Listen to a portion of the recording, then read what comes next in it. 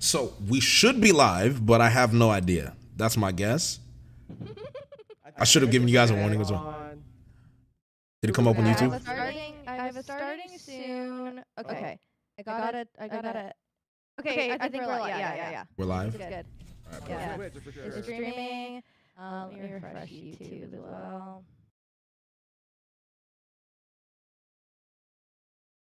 I just don't see it on YouTube, but I see it on Twitch for sure. Is it on? Oh, I have it. I found it. Yes. It's on YouTube too. Yeah, it is. All right. Oh, we're here. Hello. We are live. Hello. So, what is up, everybody? It is your boy, the Don, the Godfather, future Hall of Famer, the Saint, the Rat King, anything you guys want to use. I have too many titles at this point, but welcome everybody to another rendition of Los Agendas. If you're not familiar with Los Agendas it is basically just the less wholesome version of One Piece is Real, except we're just having wonderful content creators that we vibe with, to bring into the Rat family. And with me today, I have the lovely Volume 1 podcast, Josh and Megan. Hello, guys. Thanks for joining me. Hello. How are you guys feeling? Good, man. How are you? Thank you for having us on. Of course. It's been, honestly, I've been thinking about this for a while because I remember when I did the Worst Dad stream, that's probably one of my favorite streams because it's like so wacky but so funny at the same time, and I feel like you guys have a very similar sense of humor to me and my community as well, so I'm like definitely want to have you guys on my channel. Bro, me and Megan literally talked about that. As soon as we finished our collab, we were like, dude, Jay is just on our same like wavelength. And we've been also meaning to reach out and do something else again, so it's very, very good that you did it first. No, absolutely. And I think our audio was doubled just for a second. I think that was my fault. So we should be good now. Hopefully. My audio might be a little shit at the moment. But yes. So what we're going to do here is, if you guys aren't familiar with Volume 1, I kind of want to go through you guys' story, learn a little bit more about you guys. So either one of you, if you want to start, like tell me about your YouTube journey in terms of like what made you want to get into YouTube? Like how did you guys decide to do this big collab on a podcast together, like all of that? I want the whole story. Sure. You want to You start? can go first because it kind of starts with Josh. So.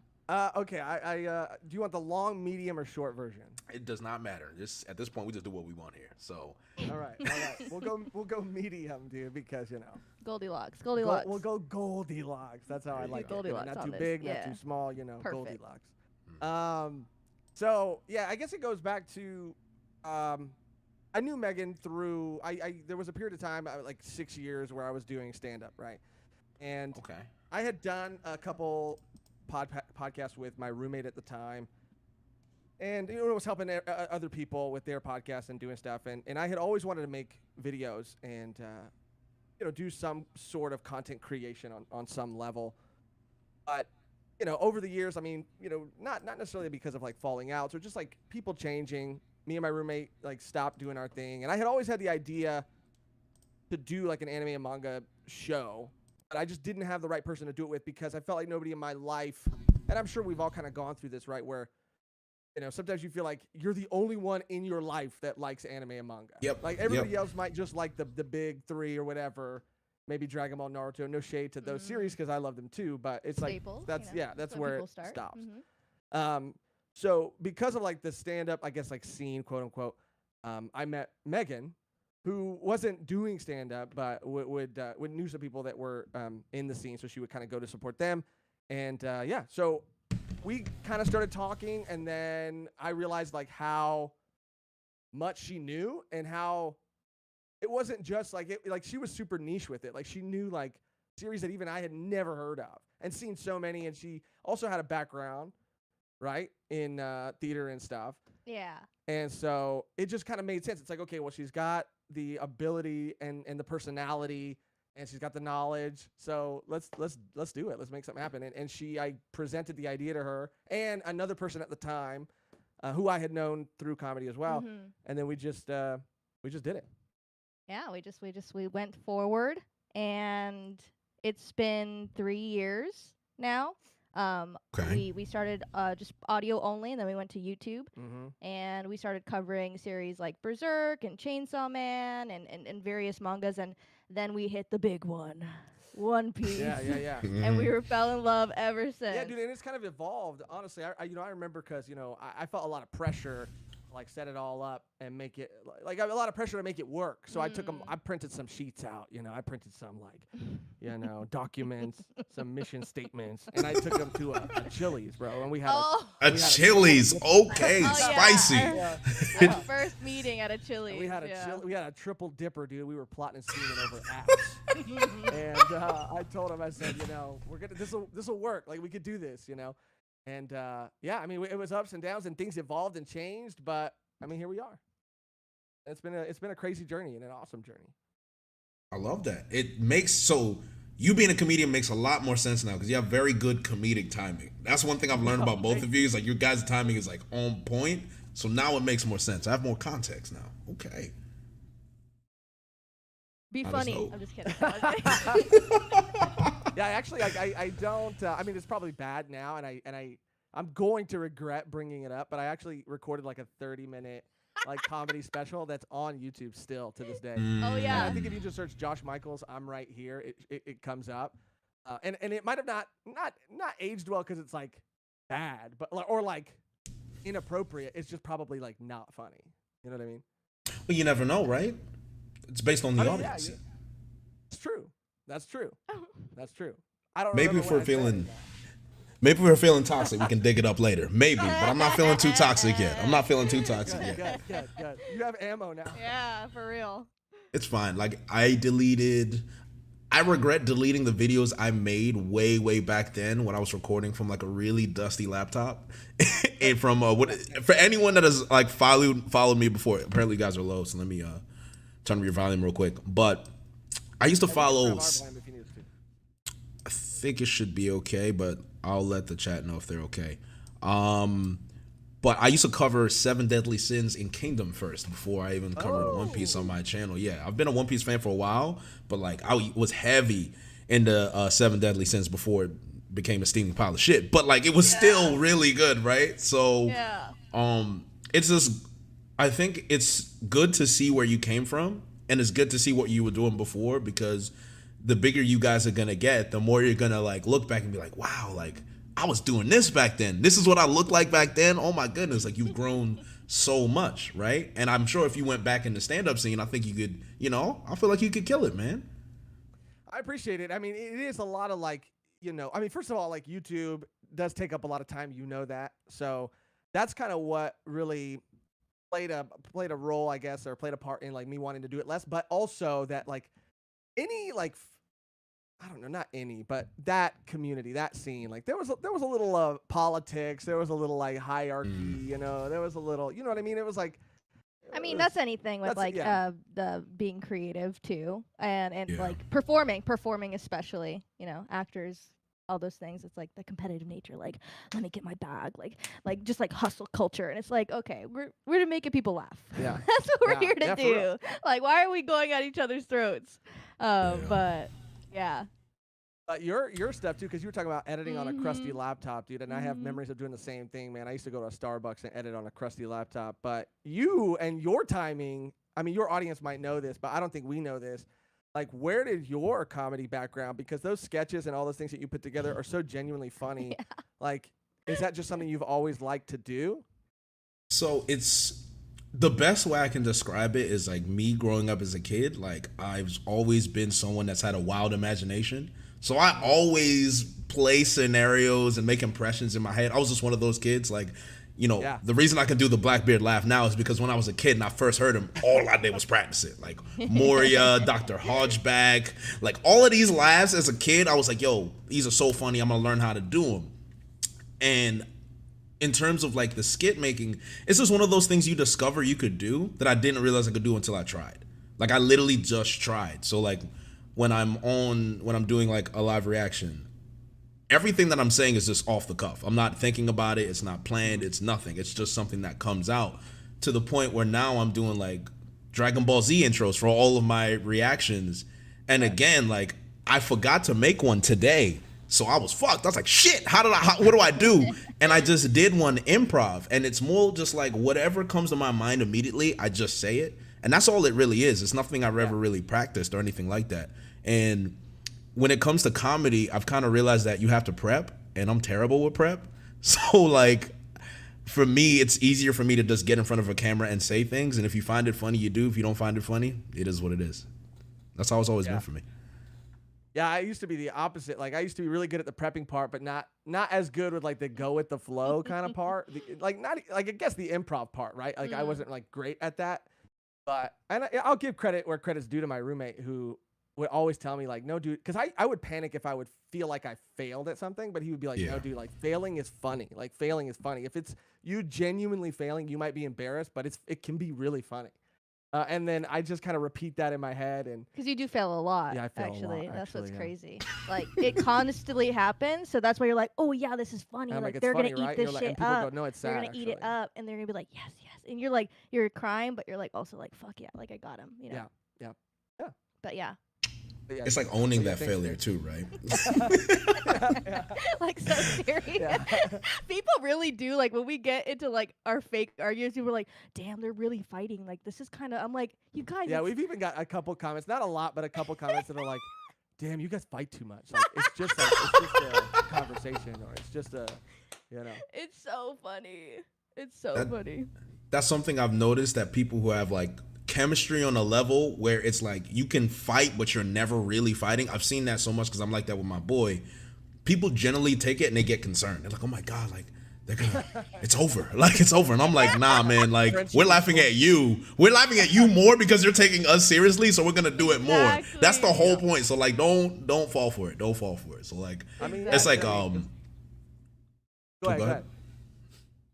So I was gonna say, it's like me, if you've ever seen me and Brago collab together, Brago is like the master of just like trolling me. Like I don't know what it is about me specifically, but he knows how to get under my skin in the most playful way possible. So I'm always fighting with this guy. Like I can't take it, but he's always like, you know, those people that always say the right thing to piss you off, but not too much. Oh yeah. Right. That's all he does to me 24/7. I can't take That's it. so funny though. I love that, dude. I mean, that's how you know you really love somebody. You know, if you could be that way with them. And I feel like I don't know how it happened, but I feel like we have that relationship with Par Vision. I don't know. Maybe me more so, but I just love like messing with him, dude. Like not in a bad way. Like it's all in good fun. And that's why it's fun, because I think he knows and is having fun with it too. But like it just makes me laugh, makes me smile. It's funny because Par is like one of those people where it's like, if you have a problem with Par, there's a problem with you. That's how I see it. Like there's like, it's impossible to not love that guy. So like I can see it. Yeah. And he also like has a very good sense of humor. Overall, I mean, just a great guy. Oh yeah. He does. Like very good sense of humor. Because we sent him, speaking of like your sketches, because it was like, I'm not gonna go into the whole thing, but when Shaka was revealed in One Piece in the newest chapter at the time, I really wanted to make a helmet and do a cosplay. And I was saying on the streams, like, I'm gonna be the first one to do it, yada yada yada. And then Par posted a picture of him at some con. I think it was like Anime NYC, like not this year, but not. I think it was last year. Yeah, and he was in full Shaka cosplay, and I was like, oh hell no, dude. So I made like a whole like sketch of me like getting like pissed and like hearing voices in my head, and I sent it to him because this is when like we knew each other, but not to the point where like I was 100% sure he wouldn't like. I wanted him to know that it was all in good fun, right? So I sent it to him, and he loved it. He asked if he could have it, and if he could post it, and if he could share it. That's when we knew we're like, And this that's when guy we knew. gets it. Yeah, he gets This it. guy gets it. Yeah. Definitely does. Do you guys mind turning up your volume a little bit? Yeah, Apparently we got still it. saying your volume's low. Yeah. Yeah, we got it. Let me see. Sound. And then guys in the chat, let me know if their volume is fine. And We're gonna Twitch, turn it up right now. because it seems like it's YouTube and not Twitch, so maybe it's a YouTube thing. I don't know. How's the volume on Twitch, guys? Is it good? All right, how are we now? We should be significantly. Hello. loud. You guys are good. You good? They said they can hear. All right. So Okay. that's good. Okay, so I wanted to hear, you guys kind of chatted to me a little bit about Anime Expo, but is this the first time you guys have gone to an anime convention as content creators and known content creators? Yes. Yes. Like Anime Expo? Yes. Yes, like Anime Expo. We had gone to like smaller cons to record videos to get like press badges and stuff, but never meeting up with like other creators. So I had talked about it previously. Like last year, we didn't even have tickets. We just went outside and we're like, we're gonna be outside if anyone wants to say hi. Oh, that was last year. Yeah.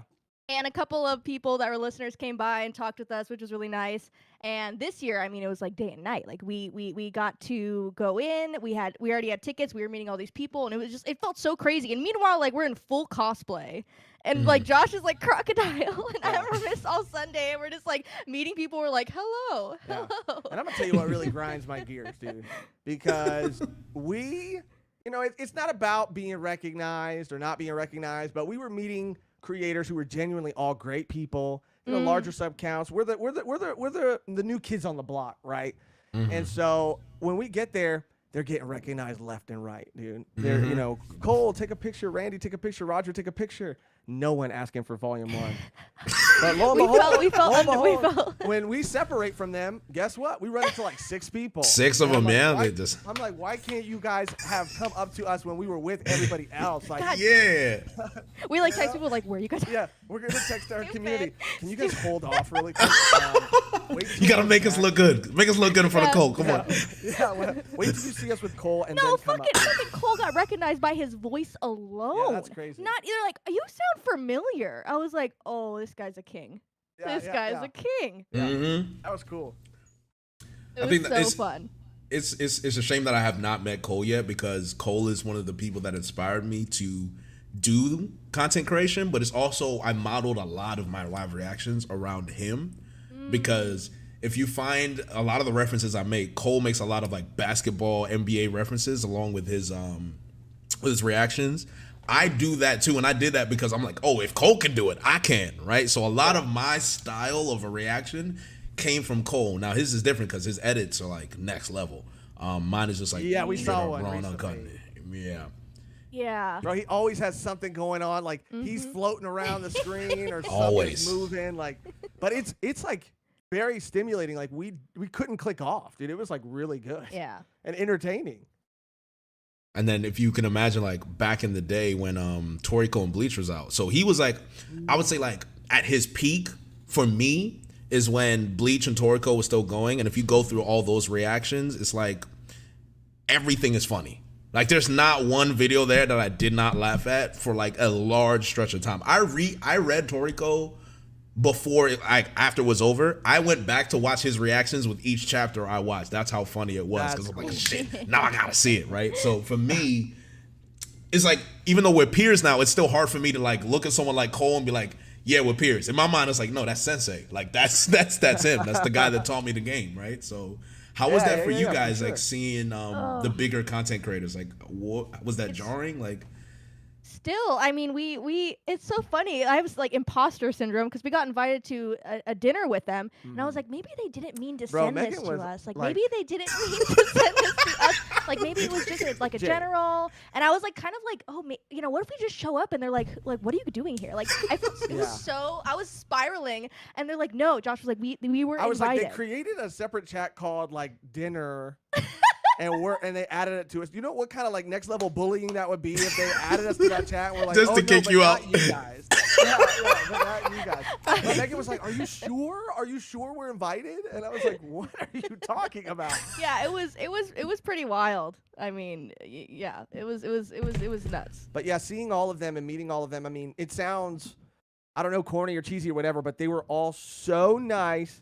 And I always have that question, I guess. I always question sometimes like how people are going to be in person versus how they come across like in their videos. And everybody, Roger, Cole, everybody, they were all just like them, like what I expected them, how I imagined them, and even if it's even possible, like nicer and just it was so incredible, dude. And there was a bit of like nerves for sure. Yeah. But once we like sat down and started like talking to everybody, that sheds pretty quickly. And you met up with some. Didn't you go to NYC last year or this year? I did. I went to Comic-Con. Yeah. Oh, okay. So I went to. So that's when I met Roger, Parr, Randy, Hidden 'Cause Island. you met Emily too, right? I met Emily and Matt as well. So how was that for you? That was interesting, right? Because that was the whole time when it was Film Red, and they were like, "Hey, like, Randy said I got a ticket from Crunchyroll. You should email Crunchyroll and see if they give you a ticket." I'm like, "I'll try," and then they actually did. And not only did they give me tickets, they gave me VIP. So I'm walking around, right? Just like I meet them at the con, and the way I met him is funny. Parr will tell you, like, I had 2 rum and cokes in hand. So I was like walking around. So I was like ready. I was just like surveying the con on my own. I'm like, well, I might as well get lit while I'm here. Like, I'm in New York. So we go in, I meet. It's funny. I thought Hidden Island was our tour when I first met him. Yeah, the whole time I thought he was Library of Horror. Like, the whole time until I called him Arthur, and he's like, Arthur. And it was so funny. He was like, "Nah, man, this is a Hidden Island." I'm like, "Oh shit," because I've never talked to him before. So like that was funny, right? So everyone was cool, everyone's chill. It was like how you guys thought. It was just like meeting people I've talked to before, but it's like I'm seeing them in person. So it was like very natural. One Piece Talk was there too. IMD King, like I've known him for a while, so it was like pretty straightforward. And then when I went into the theater, they were like, "Oh, so you have a VIP ticket?" So I walked on the red carpet. And I was going like up these escalators, and then there's like a whole open bar. They give me gift baskets and bento boxes, and I'm just like, have I made it? Like, am I Hollywood? Is that like is that it? Like, am I that guy? And we're sitting in there's a little VIP section outside of the theater, and you're seeing like directors of like Toei there, like literally like these guys, and they don't speak English. They have translators. I'm looking at it. I'm like, what's going on? Like, I'm seeing an NFL player there who watches One Piece and all kinds of stuff like that. And in my mind, I'm still thinking like, I don't belong here. Like, I didn't even dress properly. Like, I get that feeling, yeah. So like, it was so jarring. And then obviously I see some guy come out and he's like, "Hey, Jay." And I'm like, "Who the hell is this guy? Like, who is he?" And it's like, "Oh yeah, it's me, Library of Horror." I'm like, "Oh shit." Like, it's okay, so that's what you look like. Okay. And so I met him, and then Roger just flies out. I'm like, "Jay," and gives me the biggest hug ever. And after that, I was like, all right, like, this is kind of normal. It's normal. So then, it feels, like you said, like you do know them. You've just never met them in person. yes. And it was nice because everyone was the same. And I think for me, I was comfortable up to the point where I met Emily for the first time. And it clocked. I was like, I'm talking to a movie star. Like, I'm actually talking like an actual legitimately known actor, and I was nervous, but I wasn't at the same time. It's like one of those things. It's like, all right, don't be one of those people, right? Just calm down, just talk. And then after a while, we went to the bar, and then we started drinking, and then all of a sudden, everything was normal. We're arguing about Hunter x Hunter, and everything just became really, really cool. So for me, it was a whole experience of me realizing that, okay, I'm part of a community. Like, it's not just... There's a community, but it's not just online. It's like in real life, it's expansive. Like, there's tons of people, thousands, hundreds of thousands, millions of people that are out here, and I'm part of a world that I didn't realize was this big. And I think that's what the most jarring thing was for me, is that it's a really big world. This isn't some small time, tiny community that we're a part of. We're part of a massive community that's connected at every level, if you think about it. Yeah, it was a trip, dude. I mean, when we met Matt, I mean, it's a crazy story, and I don't want it to come across like a humble brag or anything, but it was such a cool moment, and it's just to show, if anything, like how genuine and how nice like Matt Owens really is. Matt is very nice. He's a very nice guy. But when we were at that dinner, you know, first of all, when we were at Anime Expo, like he called us out by name, right? And we were in the Reverie when he was in the Reverie, but you know the Reverie sometimes there's so many screens and so many heads. It's like it's hard to keep track of everybody. But he, you know, he shouted us out by name there, and then we went to the dinner because we had got to see an exclusive scene at Anime Expo, and we got to see a scene with Emily Rudd playing Nami, and we made a video about it the day, I think it was like the day before the dinner, right after we saw it.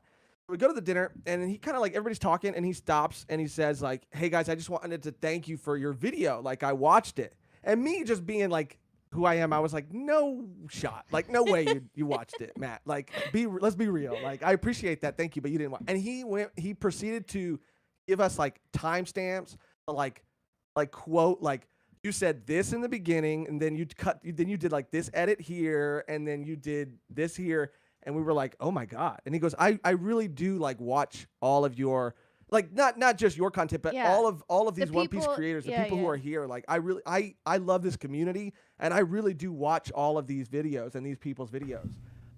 And I was like, oh my god, dude, like that's so meaningful, dude. Like that's so. I mean, it's amazing. He's an amazing human being, and he has like such a great energy and a presence about him, dude. Yeah. And that's man. This show is in the best possible hands. It has to, and that's what made me believe in the show in the first place, because we were all skeptical, to be honest. We hear One Piece live action, it's whatever. But it's the fact that the director is so connected with the community that gives me the most hope. And then meeting the guy, obviously, it's like Yeah. you said, he's like, hey, I love your channel. I'm like, you watch my channel? Like, why my channel? Like, why, what? Like, what is it? You know, like, Exactly. all I do is yell in a microphone. Like, I don't even make theories or anything, but it's like, you know, when you hear that and then you hear like genuine feedback and then you see the passion of the man, you see the knowledge of the man, it's like, wow, like the One Piece live action seems like a very personal thing for a lot of us content creators, because we've had that talk with the guy who's responsible for directing the whole thing. So it's like, to us, it's like, for us, we wanted to succeed. Even if we didn't see anything, we wanted to succeed. Yeah. And it's like a testament to, you know, it's a testament to the community, I'd say. I think it's like the most inclusive anime community I've probably seen ever. Yeah. I felt like a dad who was like, this is like my my daughter's boyfriend, and I'm getting introduced to him, and he's like, you know, thank you, sir. Like, I'm like, wow, she's in good hands. Yeah. Like, Yeah. we got this. Yeah. In that scenario, One Piece is your girlfirlriend? Yeah. Okay. Just wanted No, to. no, my daughter. Oh, One Piece is your daughter in Yeah. that scenario. And Okay. Matt Oh, Owens okay. is the boyfriend. Oh, okay. Do you understand? I do. Yeah. Wait, so you're the dad. Yeah. So, and Matt Owens is the boyfriend of the daughter. Oh, okay. I was like, I got confused for a I'm second. giving One Right. Piece away. Like, you're in good like, hands. It's in good, like, right. So, Oh. like At you're- first, I was like, Right. and then now I'm like, yeah. when are you coming for Christmas? You know, I like get that it, type I of get it. relationship. I get it. Um, Yeah, dude, he's so cool, man. And plus, it helps that it does genuinely look great. Like you said, we wanted this to succeed because we knew what like capable and good and like caring hands it was in. yeah. But now that stuff has actually started to come out, like it helps that it looks freaking awesome, dude. Oh yeah. Insane. Looks incredible. Yeah. And I'm excited. Like, I think another question I wanted to ask you guys, kind of piggybacking off of this, is you guys were doing a lot of anime content before, and you guys jumped into the One Piece community, and now you guys are pretty much like a part of us, like 100% a part of us. How does it feel now after being with us for maybe it's been a year and some change, being a part of like the One Piece community since you joined the Reverie? How do you guys Yeah. feel now? You want to go? Yeah, I mean, it is like you were saying, it feels so, you know, meeting everyone and getting this, the opportunity we did to get, you know, to meet Matt and everything, like, it just feels so real. And I think that once we, you know, were invited to the Reverie and we were there, even, you know, then it was like nerves. Oh my gosh, like, do we deserve it? We just caught up. Like, why are we here? Again, that And- imposter syndrome again. And I was Strikes like, again. this is so crazy. And now it just feels, yeah, we talk to creators, and we're talking to you now, and it is just like a family. Mhm. And the story just continues to get better and better. Yeah. And it's absolutely insane that we are, you know, we became weekly readers at, you know, the beginning of Egghead. I mean, Yeah. towards the tail end of Wano. It's absolutely insane.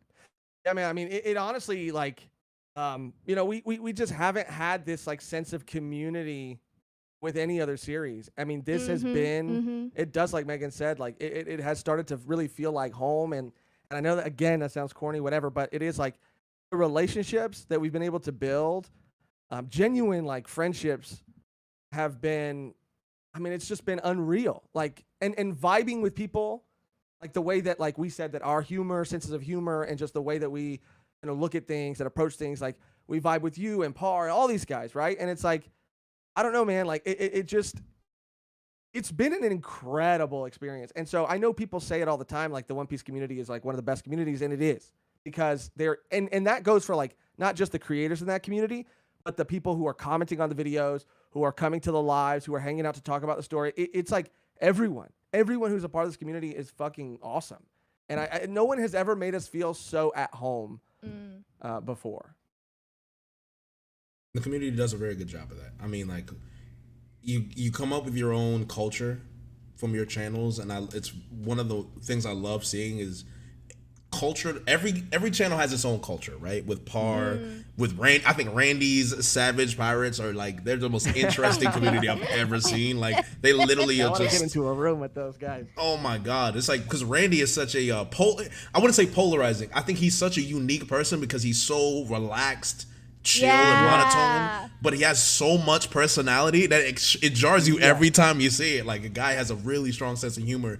And then you meet Chrissy and you're like, oh my God, these two are like the best people I've ever met in my life. Right? So it's like, just seeing, and then you see, obviously, you know, Brago, Morge, all of these guys, O'Hara, Grand Line, all of them have their own unique community in a way where it's like, no matter what happens, if you go to their channel, you're going to experience a different way to enjoy One Piece. And for me, that's something that I wanted to do, especially with like this series, is like, I've been in every facet, right? I used to care about the theories, and I used to care about the characters, and then the narrative, and then only the story. Then there was a power scaling phase, and now for me, it's all humor, entertainment, agendas, nonsense, laughing. Like, that's it. Like, that's all I love about One Piece. But then you get Gear 5, and I guess we can translate into this as well, because now we can go into the anime side of it, and it's like we stepped into a new realm of the One Piece community where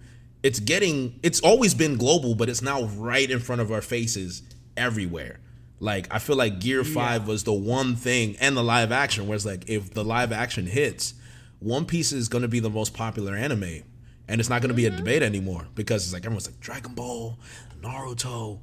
If it gets a good live action, Dragon Ball and Naruto, I don't know. Like, I just don't see it. I don't see it. We being, know. We know. Yeah, we know.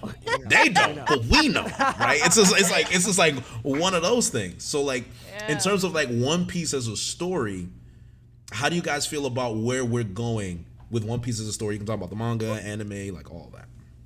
I mean, this is, I believe, the start of what we are going to see with like what happened with Marvel. Like, this is going to change like how Hollywood and other people are going to bring anime and adapt it well, and we'll see how it goes, because no one ever thought like there would be, you know, my dad, he read comics when he was younger, and he's like, I never thought there would be a Spider-Man movie, and let alone 10 years cinematic universe. what are you talking about? If you would have told him, you know, back in the day that this would happen, he'd go, bullshit, no way. And I think this is the beginning of what we're seeing, and One Piece is the one to do it. I mean, and some people like that and some people don't like that, and I get it, right? I get the people who say like, I don't want the thing I love to become that, you know, I want to keep it as it is. But if it reaches more people, and if it's a good representation, which it already is, it hasn't even come out yet, and people are like, I'm starting One Piece. Yeah, and so I agree with that sentiment that this could be, because, you know, people always talk about curses, right? And some people argue that the curse has been broken already. That you know, Battle Angel Alita was good. I liked Speed Racer. I thought Speed Racer was good. You know, sue me, okay? I saw a look in your eyes, Jay. You don't agree with me, and that's fine. I never saw Speed Racer, but I saw Alita. I will say I liked Alita. That's what I'll say. Alita was cool, right? It was cool. Alita was cool. Alita was cool. Yeah, and I know you've talked about Dragon Ball Evolution being one of the best movies you've ever seen, but absolutely, 10 out of 10. Absolutely. Oh my God. The shock. the curse has been broken. But I do think that with this like faithful adaptation in a TV show format, like on a platform like Netflix, like it's gonna change the game. But that's just the live action side. Like the anime, the manga, like where we're going, bro, I can't even imagine. Like we've seen, like Oda said in his message, matchups and fights and things that we could have never expected. And it's moving in such a like at a fast rate. But it's also like it's everywhere in the best way, right? Like look at the last couple chapters we got. It's been everywhere. We were on like Hachinosu, and then we're over here with Blackbeard, and then we're over here on Egghead, and then we're over like it just feels like it is moving and it's not stopping, and it has no plans to stop. There's no plans. Yeah, and it's crazy, dude. Crazy. And I can say I've never read anything like this before. That is like this, like the world is so fleshed out, the characters so fleshed out, like Otis it's a is once that in a guy. lifetime story. Like, it's a he's once in a just that lifetime guy. story. Yeah. When I explained it weekly. Wow. When I explain One Piece to people, I always say think about how Star Wars was for a lot of people when it comes like Star Wars, Star Trek, Lord of the Rings, those like massive stories. One Piece is in that category and that sphere of it's a once in a lifetime thing. Once you're in it, it's over. You're done. You're gone. Yeah. You're not going back. Like once you love Star Wars, you just never not, right? It's like one of those things. And I like the point you brought up, Megan, about it kind of being like Marvel, because I'm thinking about the time where the superhero movies really kicked off. And I remember being a kid and I remember watching Spider-Man with Tobey Maguire, and I remember loving the hell out of that movie and seeing what it brought, because we got to Spider-Man 3, then we had the reboot with the Amazing Spider-Man, now we have Tom Holland. Same thing with like Dark Knight. Once the Dark Knight came out, you have Man of Steel, and then that was all DC. Then Marvel came out, Iron Man. You just blow. Now everybody wants to do superhero movies. It's like the thing. For me, One Piece live action can be that. But what's important, and this is so underrated, it's the memes, right? The memes are what carry this stuff. We need to have One Piece live action be good enough where we can create a meme culture from it. And I'll give you an example. I don't know if you follow the old Spider-Man memes of like like Bully Maguire or like the Green Goblin memes. You know how much I sacrifice? Like that's my new gimmick. I love that. Like that is I need that for the One Piece live action, and I can see that happening. Like I can. So like that's my hope for it. Yeah, hell yeah, dude. I think it could get there. We could cook up some memes, Jay. We've already been taking sound bites from the live action cast. Oh, Taz specific and Iñaki. Taz and Iñaki. I wish you could hear him, dude, because there's one of Iñaki, and we love obviously everybody who has been cast to play these characters. They're perfect for these roles, but in interviews, out of context clips are so funny. Like I think Inyaki's talking about Dragon Ball. I think he's talking about Dragon Ball. Is he talking about clip? Dragon Ball? Okay, I think. Or yeah, I don't know what he's talking about, but he's talking about a series. And the only like soundbite that we have of it is him saying like, "It's too big, it's too long. Oh my gosh!" and we just like play that over and over and over, and it is so funny. Or there's one of Taz, and Taz, like British Sanji is gonna be lit, dude. I'm here for it.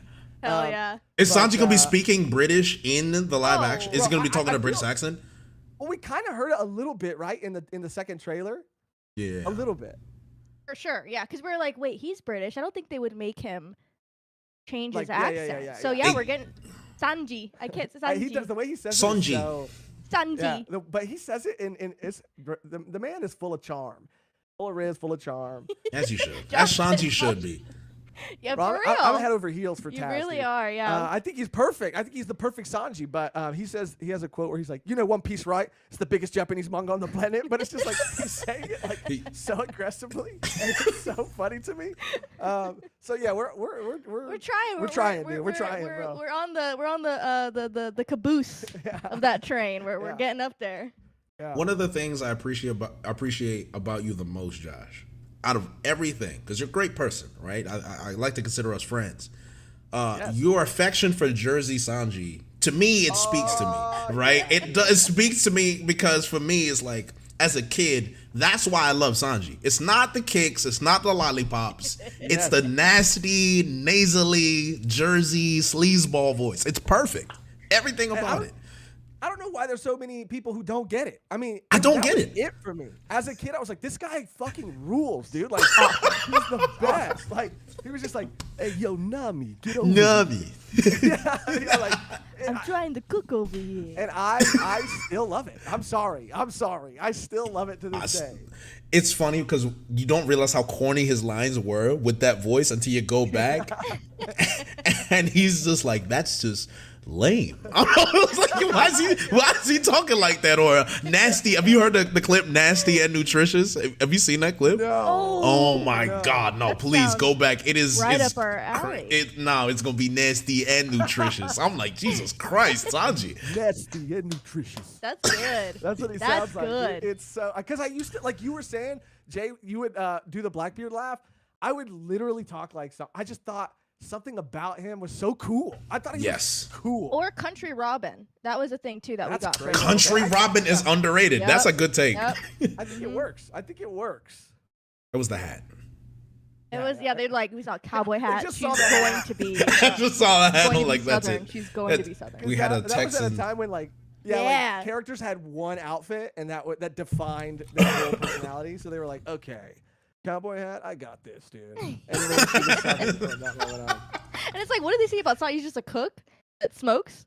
Maybe the smoking made them think, but then they changed that to a lollipop. I mean, I don't know. Yeah, the there's lollipop. A lot of changes. Yeah, I don't know about the lollipop. It wasn't the best. I don't know one, about but, the lollipop.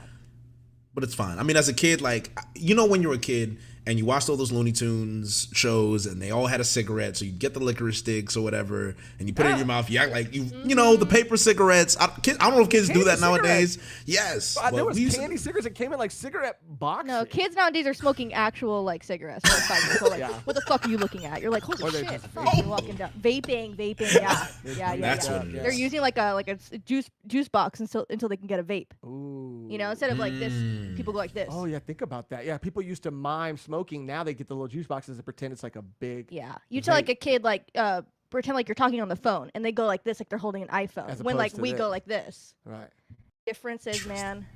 Differences. If you really think about it, it's very sinister.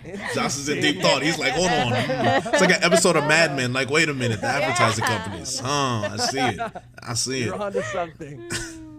All right. So, I'm going to read the super chat real quick, and then we'll get into my favorite topic coming up from Choco Taco 4233. I love that name. Love Choco Taco.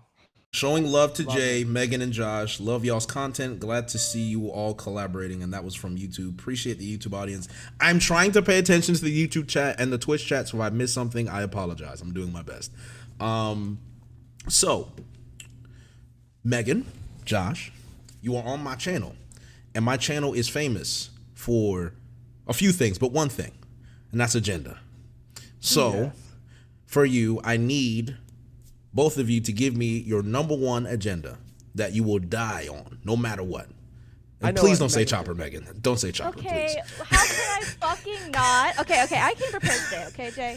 This is my, I've written everything that I can think of at this moment in time of the story into this Chopper notebook. Reasons why I love Chopper and Chopper should be fucking respected.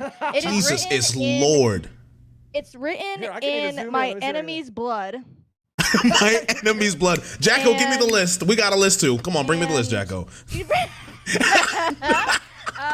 is on Chopper paper, and yeah, I mean, I will die on this. I will die on this hill.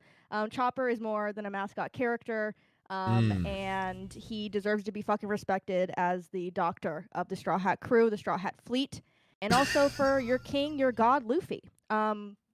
That's just how I'm going to leave it. Disrespecting Chopper is disrespecting your god, your savior, Luffy. So future king of the pirates. We can get into it, but this is where we can get out of it. We can get out of it. We can get out of it. But yes, that's it.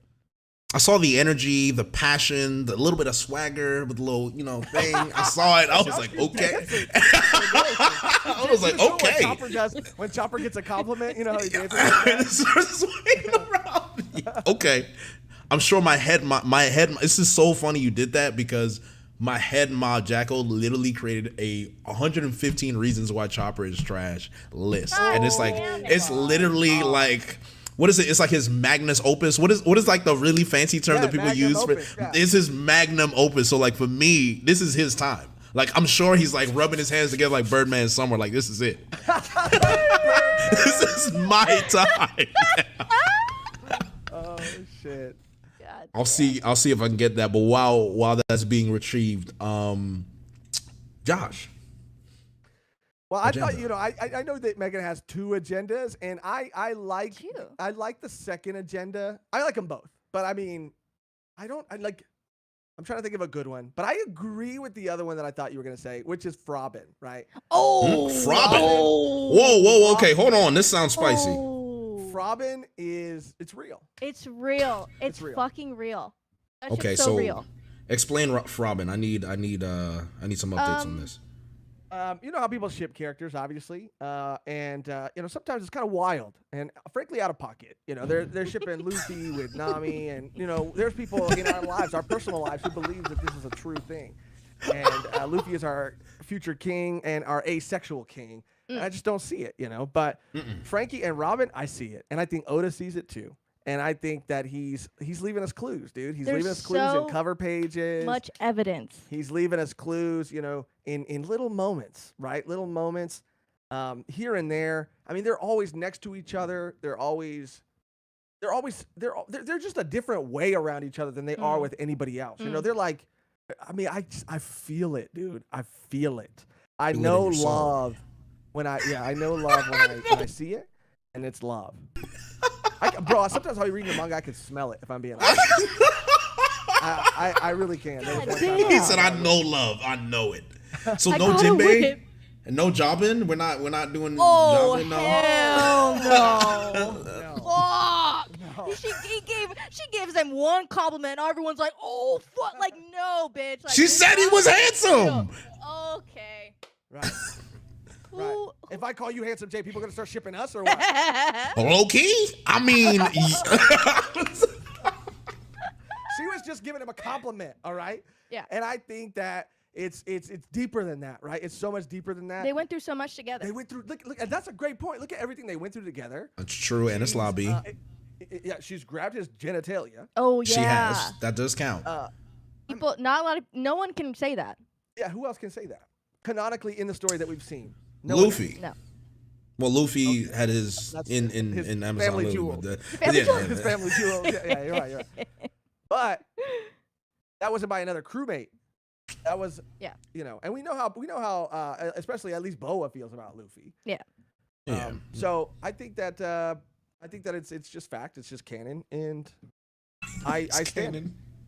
It's canon. It really is. It's confirmed Really canon. fucking is. I like the Yeah. agenda. So for me, Frobin makes sense. Like if there were going to be a ship, I'd be surprised. I know some people throwing out Zoro and Robin as well. That's one thing. I hear, yeah, we hear that a lot.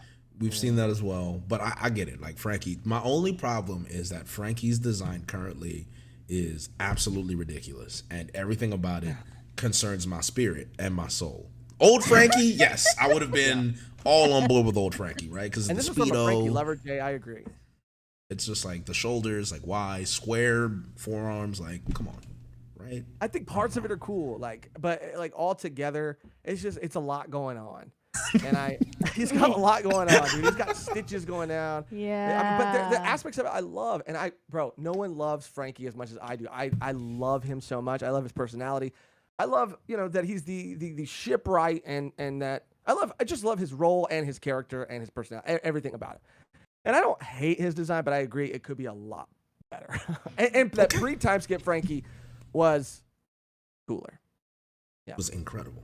Wait, so he didn't send me the list. Okay, anyway, I was gonna say he sent me the tier list we're gonna do later, but he didn't send me the chopper list. He got scared. First of all, I love the preparation. First of all, that even though the cover of that notebook makes me nauseous, it is a nice notebook. I'll say that. This isn't the first time I've had to come on and defend my boy. So I had to purchase this. I even have a matching pen. I'm serious. Matching pen. I'm serious. It's that serious. This is a Fishman Island 2020 chopper right here. I love it, dude. Limited edition. So you like the hat? Because I'm not a fan of the hat, the new hat. I think his old hat was better. I do. I mean, I think I like the color scheme, and I get it, right? I get it. You know, he got cuter. He got cuter. Is that a fucking crime? Yes. Is that a crime? No, it's not. It is No, definitely a it's crime. I have my own counter, but I'll wait. It's not. And he's cute, and he gets shit done. Like, and I love his Jolly Roger. Like, that shit's fire. Come on. So then, let me ask you Go this. ahead. Well, actually, Josh, I want you to go because I have a very rattling statement to mention, but I want you to like soften her up a little bit before I go in. Yeah. Okay. No, but mine is gonna be in favor of Chopper. That's good. That's what I'm saying. So like, Okay. you know, I'm gonna say something terrible afterwards. Okay. So my point is that everybody points to Chopper being a mascot character as if that's a bad thing. You guys don't want One Piece to make money? You guys want Oda to be broke? you guys want this man, you know, he's trying to get his audience, his story in front of new people, right? And you look up merchandise alone. I was about to pull up charts. I didn't. And frankly, I think that, you know, you guys are lucky. But Think about how much the merchandise makes up for sales, because they how much money are they really making? Sure, the views on the anime convert to merch sales, and the manga fans, like, that converts to merch sales too. But merch sales are predominantly how they make their money. And if Chopper's a mascot character, the definition of a mascot character, which I also didn't look up, and I hope I'm right when I say this, is a character that is easily recognizable, that is cute, and that can be the mascot for a series in hopes that it will sell more physical merchandise. So I just want to say, you have Chopper, Tony, to thank for maybe the live action, maybe how beautiful. That is a strong agenda. Oh my God. That is lethal. Animation that we got in episode 1071 and 1072 to pay those animators. Tony pulled out his wallet, paid them himself, dude. Damn. Tony, personally. Yeah, Tony paid them. Tony paid his hat. Tony paid Matt. That's another thing Matt told me at the dinner. I wasn't supposed to say it, but he said that Tony paid him. Tony Chopper, with all the money from the merch he sells. Josh, I have to say, I'm impressed. I have to say I'm impressed because you and Megan just learned what it means to be a rat today, and that might be one of the rattiest things I've heard since Murphy accused me of racism because I'm a girl. Say, like, ever since then, like, I've never experienced an agenda that was formed off of very little evidence. I love it. It was absolutely fantastic. So to me, I commend that. I commend that 100%. However, the issue with the issue with it is merchandise is fine, but we don't want Chopper to just be merchandise, and that's where the thing is like we've sacrificed his character for more merchandise, right? And that's just me being mildly logical. Now, if I were to get into, devoid of logic, right? I've been watching Suits a lot because I don't know if you guys watch Suits or heard of Suits. I keep popping up like Netflix. Yeah, it's like they have been pushing it because ever since it went on Netflix, like, everyone wants to be a lawyer now. So for me, I'm putting on my lawyer hat. We have the camera on, so we're in the deposition. So in my mind, Megan, I want to ask you this, and Josh, feel free to step in as her co-counsel. How do you respond to the allegations that Chopper killed his own father? It's an interesting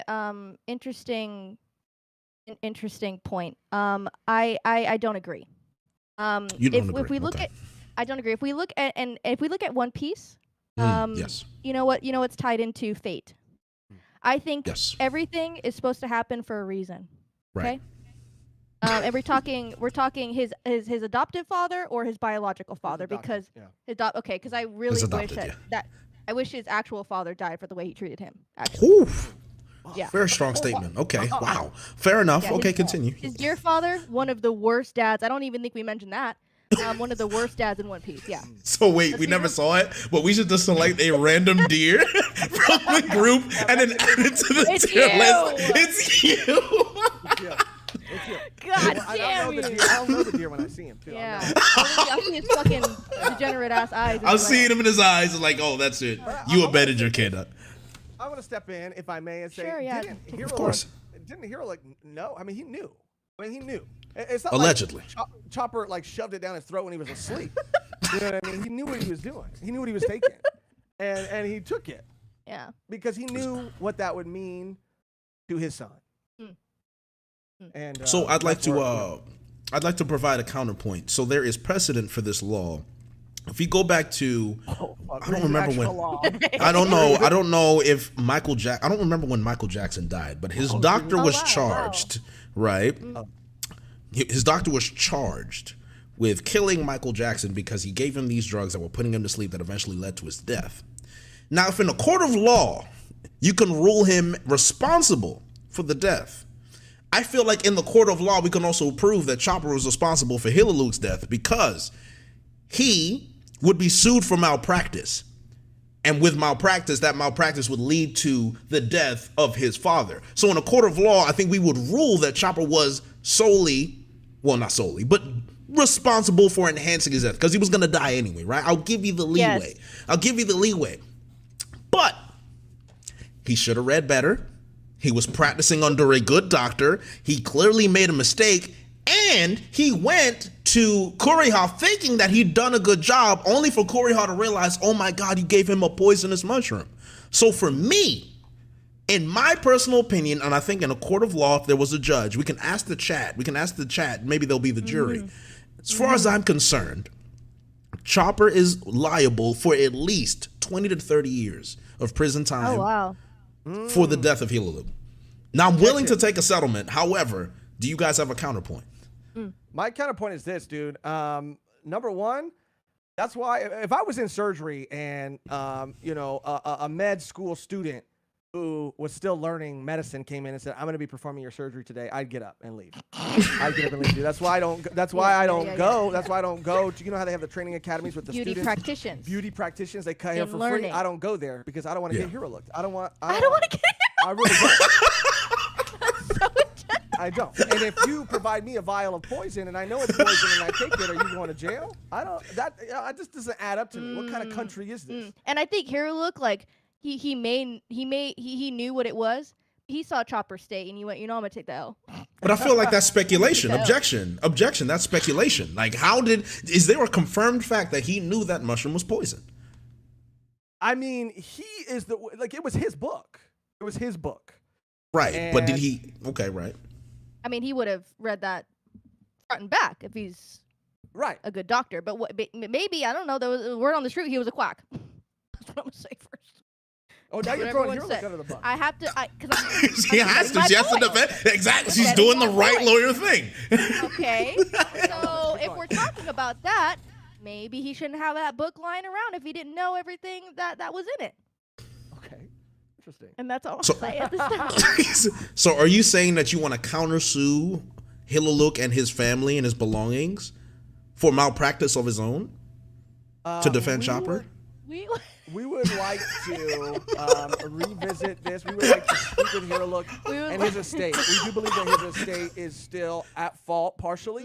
I'm trying to use every fucking lawyer thing. Everything I've heard. Any lawyer show that I've seen is Korean, so I cannot. Attorney Wu. I cannot say anything. Attorney Wu. But I wish I could. Then I know a lot of shit. You guys would be in trouble. Believe me. Yeah, I think that we're not. It feels wrong to countersue the estate, the Hero Look estate, but if it means reducing the jail time of Tony Chopper, who we believe to be Dr. Tony Chopper innocent, then yes, we're coming after him and his family. So how about this? Here's the settlement I can give you guys. If you plead guilty, 3 years and probation, would you take that settlement? Tony gets 3 years and he has probation. And he has probation. He can't practice medicine for 3 months. Ooh, that might be a problem. Does his probation, is it some sort of like... that might be a problem. Like, are there systems in place? Because he travels a lot. He does travel a lot. We'd have an officer... We'd have some C-Stone... what is it called? Not C-Stone. You'd have a Denden Mushi that monitors him. So it's like a house arrest. We put him on ship arrest. I feel like ship arrest would be fair, right? Ship arrest. I do want to make a point. I did see this in the chat by Gangster Gastino. That's a really interesting development here. Chopper was a child at this time. I forgot. I'm a bad lawyer. So how would that work? That's what I'm saying, dude. That's juvie. Yeah. Lesser so how are we giving him jail time?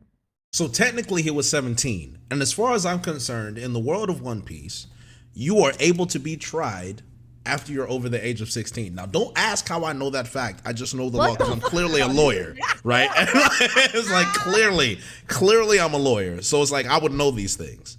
He wasn't 17. He was 5 to 10 years. So if anyone can confirm the age of Chopper during that time, maybe he's 10 with a bounty of 400. I don't know. I feel like they're not asking. In deer years, though? Deer years do count. Right point. So maybe we should look up the lifespan. It would make him older, actually. What's the lifespan of a deer? So we would be able to try him as adult. No, never mind. Not deer years. He was 15 anyway. Oh, he was 15. He was 15. By your own law. Oh, he's 15 right now. Yeah, he's young. Okay. So that's what I'm saying, dude. I don't remember the kid who was playing that young doctor. I think he played Charlie in the Willy Wonka movie, but he had a show where he was a young doctor. I wouldn't let a kid operate on me. I wouldn't take a mushroom from a child. Yeah, I wouldn't take a mushroom from a child. Even an adult, sometimes it could be bad for you. Yeah, it was. let alone yeah. a child. Yeah, but I think that Hiralik is to blame, and since Chopper is a child, a juvenile, that he needs to be tried as such. Okay, so we can go juvie, but do we still take the deal of 2 to 3 years in juvie with probation for 2 months and ship arrest? Somebody has to pay here, right? Like who's going to pay for these crimes? I mean, why can't we? I'm trying to think how this would even work. No, I don't know the court system at all. Call a witness to the stand. Call a witness to the stand. Yeah. Oh, I'd like to God. call Kariha to the stand. And say, why the hell would you eat that thing, you quack doctor? Now, what if I'm trying to think. I feel like I can get my boy a reduced sentence even on what's being proposed right now, because we're taking into account also that this book, right? And this is just follow this. This is all I got. This book, right? In the world of One Piece, printers and things like that don't exist. We're relying on handwritten, therefore hand-drawn illustrations of these mushrooms. So are we to assume that a child would be able to discern a mushroom from another mushroom? Yes, adolescent, sure. Based on baby Jay, let's be real, dude. A sweet, innocent boy. Yeah. A sweet, innocent boy. Came back bloodied and bruised. Based on the doodles of God knows who from a long time ago. There's no consistency, and maybe the mushroom that he drew, maybe there's different breeds of it. And maybe he drew. Maybe the drawing was bad. And maybe the drawing was it in color or not? There you go. So I think we deserve. Can deers even see color? That's what we have to look at. Jay. Wow. That is actually not a bad take. However, we are in the One Piece world, and if my memory serves me correctly, that mushroom had color. I remember. So this is more. I'll look it up. This to me, this sounds like hearsay. So what I'll do is I'll reduce the sentence to 18 months. 18 months, 2 months of probation, and no ship arrest. Oh, we'll take it. Where's the gavel? One. I need. Megan, are you taking the deal? I mean, Jay, I want to be honest with you. I don't want to take any type of deal. I think this is rigged. I think this is jammed. I think that I need to have a counsel with the jury. And I want to recess. We can circle back. Let me just provide this evidence I have. Deers are essentially, according to Google, red, green, colorblind like some humans. Their color vision is limited to the short blue and middle green wavelength colors. As a result, deers likely can distinguish blue from red, but not green from red or orange from red. What color was mushroom? And now it was dark purple with spots, apparently, according to the chat here. Dark purple with spots. Where does that fall on the color sounds like spectrum? a shade of. Sounds like at least blue. Blue's got to be in there somewhere. Right, closer to blue. Closer to blue. Oh, but they are able to distinguish blue from red. So what was we need to find the color of the correct mushroom and then the incorrect mushroom. Yeah. And if you guys didn't come with enough evidence, then I think that this is open and shut. I don't know. Elliot seems to say 18 months for killing a dude is wild. I think he's outraged, personally. I don't know. Elliot seems outraged. Oh, shit. I just don't know the color of the other mushroom. I know the color of one, purple, but what was the color of the other? But that is another example of he would have seen the correct mushroom color. He would have known. Allegedly. Yes. Allegedly. Right. He was an older man. Maybe he lost some of his vision. So would you agree that he was sick in that moment in time? Yes. I would agree. So do you believe that sickness could impair his judgment in that moment for him to not know what he was taking at the time? But Chopper was already impaired due to his colored vision. But that's not been confirmed yet. So both parts. But I want to say this too. It Someone could have confirm been, it. Someone could have been psychosomatic because this man was claiming that cherry blossoms cured him. So was he already gone at that point? Well, he's just cuckoo bananas. Exactly.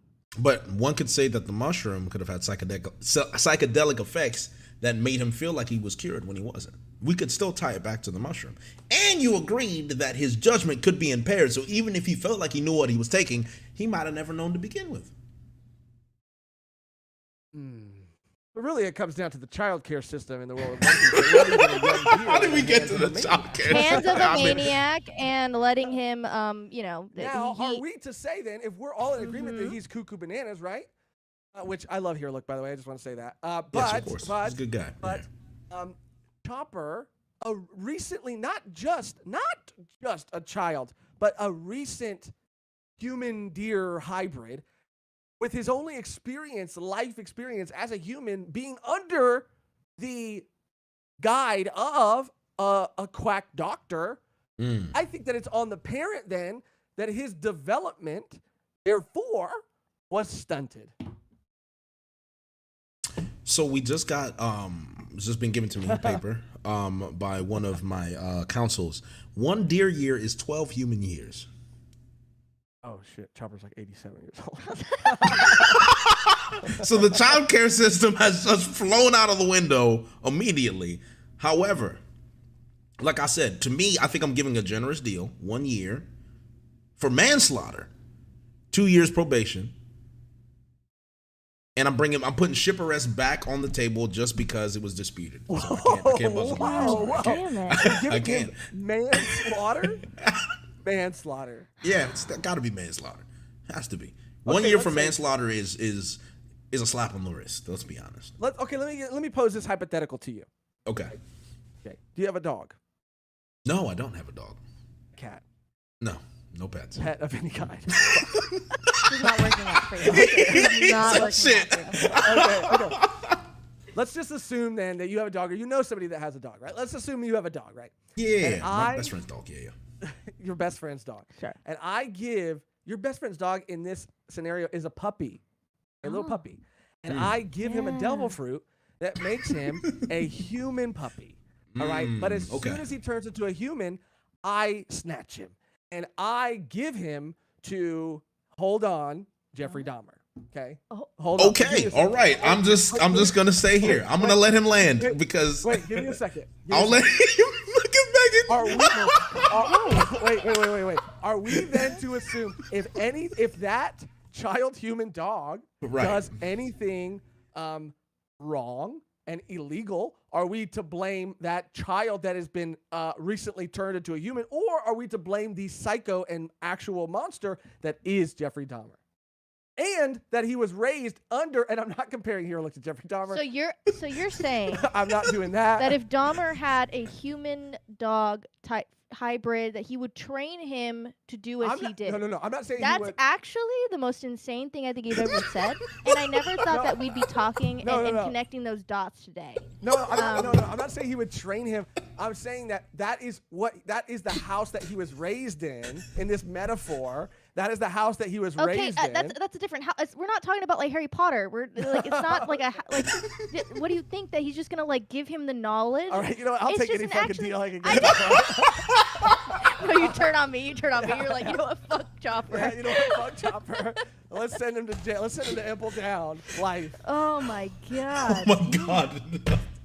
My point is just that if the parents are to blame for the child's mental health up into a certain age. Yeah, and Hero Look did aid in really luring. He tried to get Chopper away, too. He did. And Chopper should have. Chopper should just listen, because now he's gonna go to freaking jail for killing a man.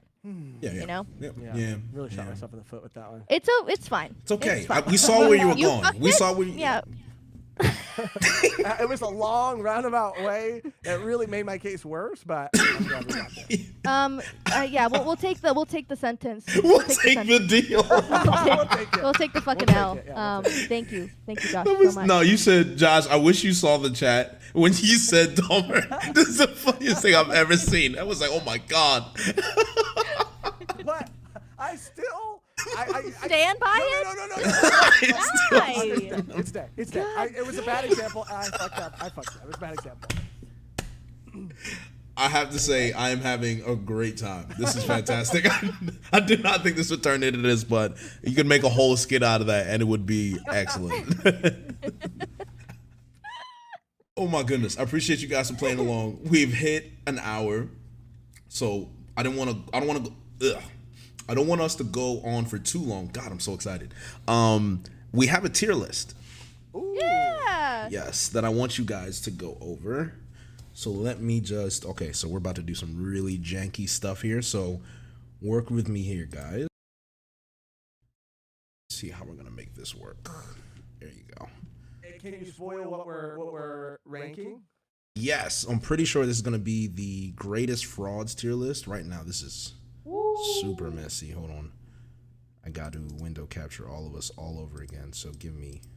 Well, Jay, 1 second. do you have any other points that you like? I would like to hear some more points. Yes. Sure. Yeah. Let me just read some. Let me just read some off here. Let's see. Oh, perfect. All right, so we're here. Okay. So these are just general points, facts actually, aiding in why Chopper is a goated Straw Hat and also individual, personally and also on the crew. Of course. So yeah, we've seen him fight before. He legit with, of course, Usopp, which is also another good individual. He went up and posted up against Big Mom in Wano, and I think that is important to talk about, because that takes a lot of guts. It takes a lot of courage. Right. He did have a little tank, but he needs all the help he can get. He had the little tank. Okay. He had the little tank. That was cool. The little tank. Okay. All right. He got a compliment from Dr. Ho. You remember back in Alabasta, the Dr. Alabasta who? family doctor. Who? Dr. Oh. Ho?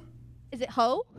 I actually literally have no idea who you're talking about, so I'm just like confused. No, yeah, Alabasta. It's the family doctor, and he got Okay. a compliment, and a pretty big compliment at the age of 15, and I just thought that was cool. These are just Okay. little factoids. Accolades. Yeah. So, yeah, again, like I said in the beginning, to disrespect Chopper is to disrespect Luffy, Okay. Sanji, Zoro, Nami, I mean, the list goes on, all of them, okay? Because he's goated, and Luffy would have not made it this far without his help. I Interesting. think we have to remember that. And those are our closing statements. So then Those are- there's one. That's it? Yeah. So there is one thing that I think you guys need to be aware of, is that the channel that we are on, we slander everyone equally. So for you to say that you're slandering Usopp, Sanji, Luffy, on this channel we slander everybody. So to me it means doesn't nothing. Oh, it doesn't matter. Yeah, you love it. is. Yeah, I love it. I love it. As far as I'm concerned, I've taken a step to say I enjoyed One Piece when Luffy wasn't on the screen, because when Sabo was the MC, we were having a great time. I've said that. It's on file. Now, if people want to get upset with me, that's perfectly fine. However, if there's one thing that we have documented on this channel, is that I don't care. I love Luffy. I love him. And I think that speaks for itself. I rest my case. You just keep talking about it. Josh is like, I fold. It's fine. Damn. And let's It just is let the court of public opinion decide. And that's just some classic rat-a-tat-tat right there. Yes, it That's is. what I just want to say. Is that a legal term? No, just like in general, Rat-a-tat-tat. like rat-a-tat-tat. Oh, it's Like when like Jay goes off, like some like rat-a-tat-tat right there. That's what I like to call Oh, it. Yep. okay. Okay. Okay, all right. Got Master Splinter over here going on. I Okay. love the Master Splinter reference. I truly do. Very much a fan of that. I don't know why this is not appearing, but okay. Anyway, so here, I don't know if you guys, I posted it in the Discord chat for you I guys. see it. I got it open. And So I we love have a it 'cause fraud there's tier all list. kinds. Yeah. Oh. From not There was just One all Piece, from kinds, everything. not I just love One this. Piece.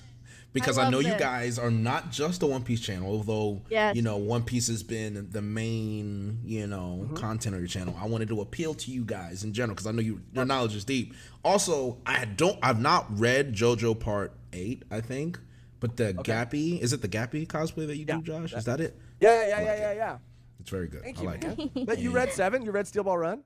No, I'm actually on there now. So Okay. yeah, I've okay. read like the first 6 chapters or something like It's that. a I lot. guess. And the chapters are Yeah. long. Yes, I've seen that. So I was a little confused, but with JoJo, it always seems like it's not going to be interesting, and then it ends up being like mega interesting. So I it's just like promise one of you, those 7 things. and 8, like 7 is gonna be so good, and 8, like it's just you're in for a treat. Yeah. I've only heard good. I've literally only heard good things about 7 and 8. Like I don't think I've heard one bad thing about it. So I will give that a chance. But do you guys have a? Let's start with a series. Is there a series you want to start with? Because there's a few here. Ooh. Megan, Pick, any Let's requests? see. Let's see what we got. Oh my God, we got a lot. Okay, Yeah, let me zoom hell out. yeah. We won't. We may not have time to go over. Oh my lord! Somebody just donated $100. Great Capital. Woo! Shout out to Great Capital. I appreciate you guys. To the Rat King, awesome collab with 3 of my favorite content creators.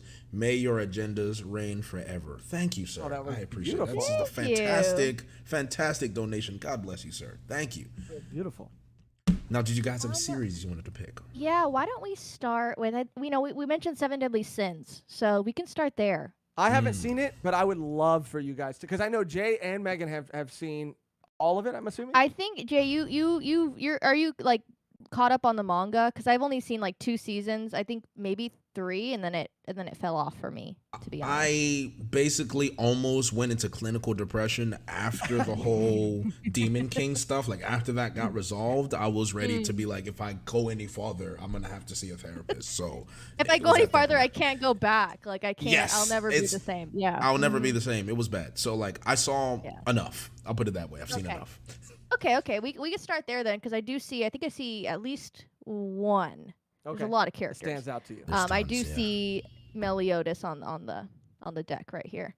Okay, so let's go over the tiers here. We have generational fraud, like just fraud that transcends time, elevated fraud, guilty of fraudship, mildly fraudulent, clear of fraud allegations. Okay. Now, before we start, we can choose to change the name of any of these tiers if you guys feel like there is a more unique name you would like to use. I think this is perfect. This is a great place to start. It's a great place to start. Okay, so Megan, in terms of Meliodas, what do you think? And then give me your reasoning. I mean, he is. I love Seven Deadly Sins. I really did like. It was kind of like My Hero for me. I'm not caught up on the manga, not caught up on the anime. Like I was obsessed with My Hero when it first came out. Like who wasn't? I feel like everyone was, and I feel like some people still are. But when it comes to Seven Deadly Sins, I think Meliodas was my least favorite character out of the wow, whole okay. cast. Just because, come on, man. I get, people say, oh, the gag is for, it's funny, haha. You feeling up on Elizabeth and doing all this shit. I'm like, I mean, I can do without it. There's so many other characters in that whole cast that are so much better. I mean, King, goated. Diane, goated. Like everyone there deserves. Like Meliodas is just there. I'm like, cool. This is sick. I would say above. I would say not the lowest tier, but definitely Oh, I have it here. guilty of fraudship. Guilty of fraudship? Okay. Middle of the road. That's Middle of just, the road. I mean, I just didn't enjoy him. So that's my agenda. To be That's honest, my that's agenda. fair. And I guess it depends what you define as a fraud, right? And I mean, Yeah. Okay, so let's read the description really quickly, right? So this is, please allocate anime characters below to their respective tiers based on the fraud index, calculated by conveying a history of suspect, loser, worthless, or overall fraudulent behavior. Conventional logic is prohibited. Only a gender-fueled tier list will be accepted. Out-of-the-box thinking is encouraged. Discretion advised. Have fun. This is amazing. This is what we do with these type of streams. It's just chaos and fun. So I think that was a good. I agree personally because Meliodas had his moments, but Yes. again, me and the gag, like I'm okay. The gag. I'm like, all right, I'm not 17 anymore. Like I'm almost 30. Like to me, it's not funny anymore. Like let's not, just stop. So like for me, I'm with you, 100%. It just became more annoying than anything else. I was like, does this have to? I mean, I guess it's whatever, man. But he could. I really liked him in the beginning, and then he just kind of fell off for me. I feel like I enjoyed everyone else more in the overall story. So yeah, I would say in the middle because he did have his moments where I was like, damn, like that was so cool, and then he'd do some shit. I'm like, God damn it. I was looking. I was holding out hope for you, and you fucking did it. But yeah, that's where I lie. I know I see other people like it's always 50-50 with this guy, I think. You really love him or you really hate him? How do you feel about Bond? I mean, okay, that's interesting because okay, one, he is like he's fine. We'll give him that. We'll give him that point, okay? But he's a little sus. Just He's a little sus. I always forget her name. The blonde one. Elaine. Yeah, Elaine. Very interesting relationship. But yeah, he's cool. But I mean, I would maybe put him in the same category, if not lower. Really? Okay, so I would put mildly. I would say mildly fraudulent. That's where I would go. Mildly, I think both of them deserve to be with each other. Yeah. But the thing is, I liked Bond more, and so for me, it's like his backstory, Yeah. right? With Zivago, Yeah. when I saw the backstory, I'm like, okay, I like it. Yeah. Okay, so I'll put him in mildly fraudulent. Meliodas, I Okay. don't know. I don't have any forgiveness for him. Josh, I have a good one for you. How do you feel about? Oh, this is good. What is his name? Is it Fugo from Part 5? Ooh. From Golden Wind, Fugo. Yes. Okay. Let me try to defend my boy, Fugo. I do like Fugo. I do not think that Fugo is a fraud. And actually, I think that we're going to kind of have to get a little meta because this transcends the actual story. And now we're talking about the creator and the writer of that story. Because Araki said, and he's on the record, saying that he was at a place where he could not physically bring himself to write Fugo's betrayal, and a fight between him and some of the other Golden Wind boys. So am I going to hold and crucify Fugo for something that his creator forbid him from doing? I don't think that this means that Fugo is a fraud. If anything, I think that this could mean that he, Araki just didn't want to put the rest of the Joe Bros through what Fugo could have potentially done to them. He didn't have the heart for it. And that's how we know that it could have got real ugly. And I think. But did it? No, but it didn't. But it didn't because Araki, said he didn't want it to happen. But there's actually a light novel that does kind of expand on some of those points. Now, do we hold Fugo himself? Do we hold that against him? I think not. So But when we're looking at all of the Joe Bros in that part, where would you rank him?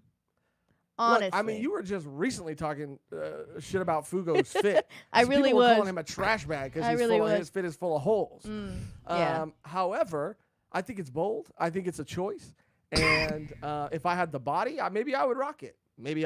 I would never rock any. And I have been in JoJo cosplay before. Oh, I thought you were going to say garbage bag. And I've been in a garbage bag too, honestly. I have.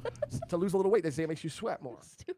And Lord knows I could use it. But I have nothing bad to say about Fugo. I don't think it was his choice. I think it was a power greater than him. So you're clear of all fraud allegations. You think he's at the bottom? Yes, clear, my man, and stop shitting on his drip. Again, Jay, and you guys have any opinions, thoughts? I heard a lot of logic. Oh, yeah, that's what I heard too. Yeah, I heard a lot of logic. Did he though? Like, did he actually do? Okay. Anything? Okay. I don't know. I feel like me and Megan might be on the same page here. My first thought was generational fraud. Personally, for me, like I just thought like straight to the top. Okay. Without question. And explain that, and then I'll have a rebuttal. He left his homies. Like, oh my God, you can't be a bigger fraud than abandoning the homies when they need you most. Yep. You're a fraud. That's it. Game, set, match. Fraudulent. You said, blaming on his creator, blah, blah, but that's what he did. That's what he did ultimately. If there is a God, and God has a plan, right? Araki. And Araki is God. Now and think about this.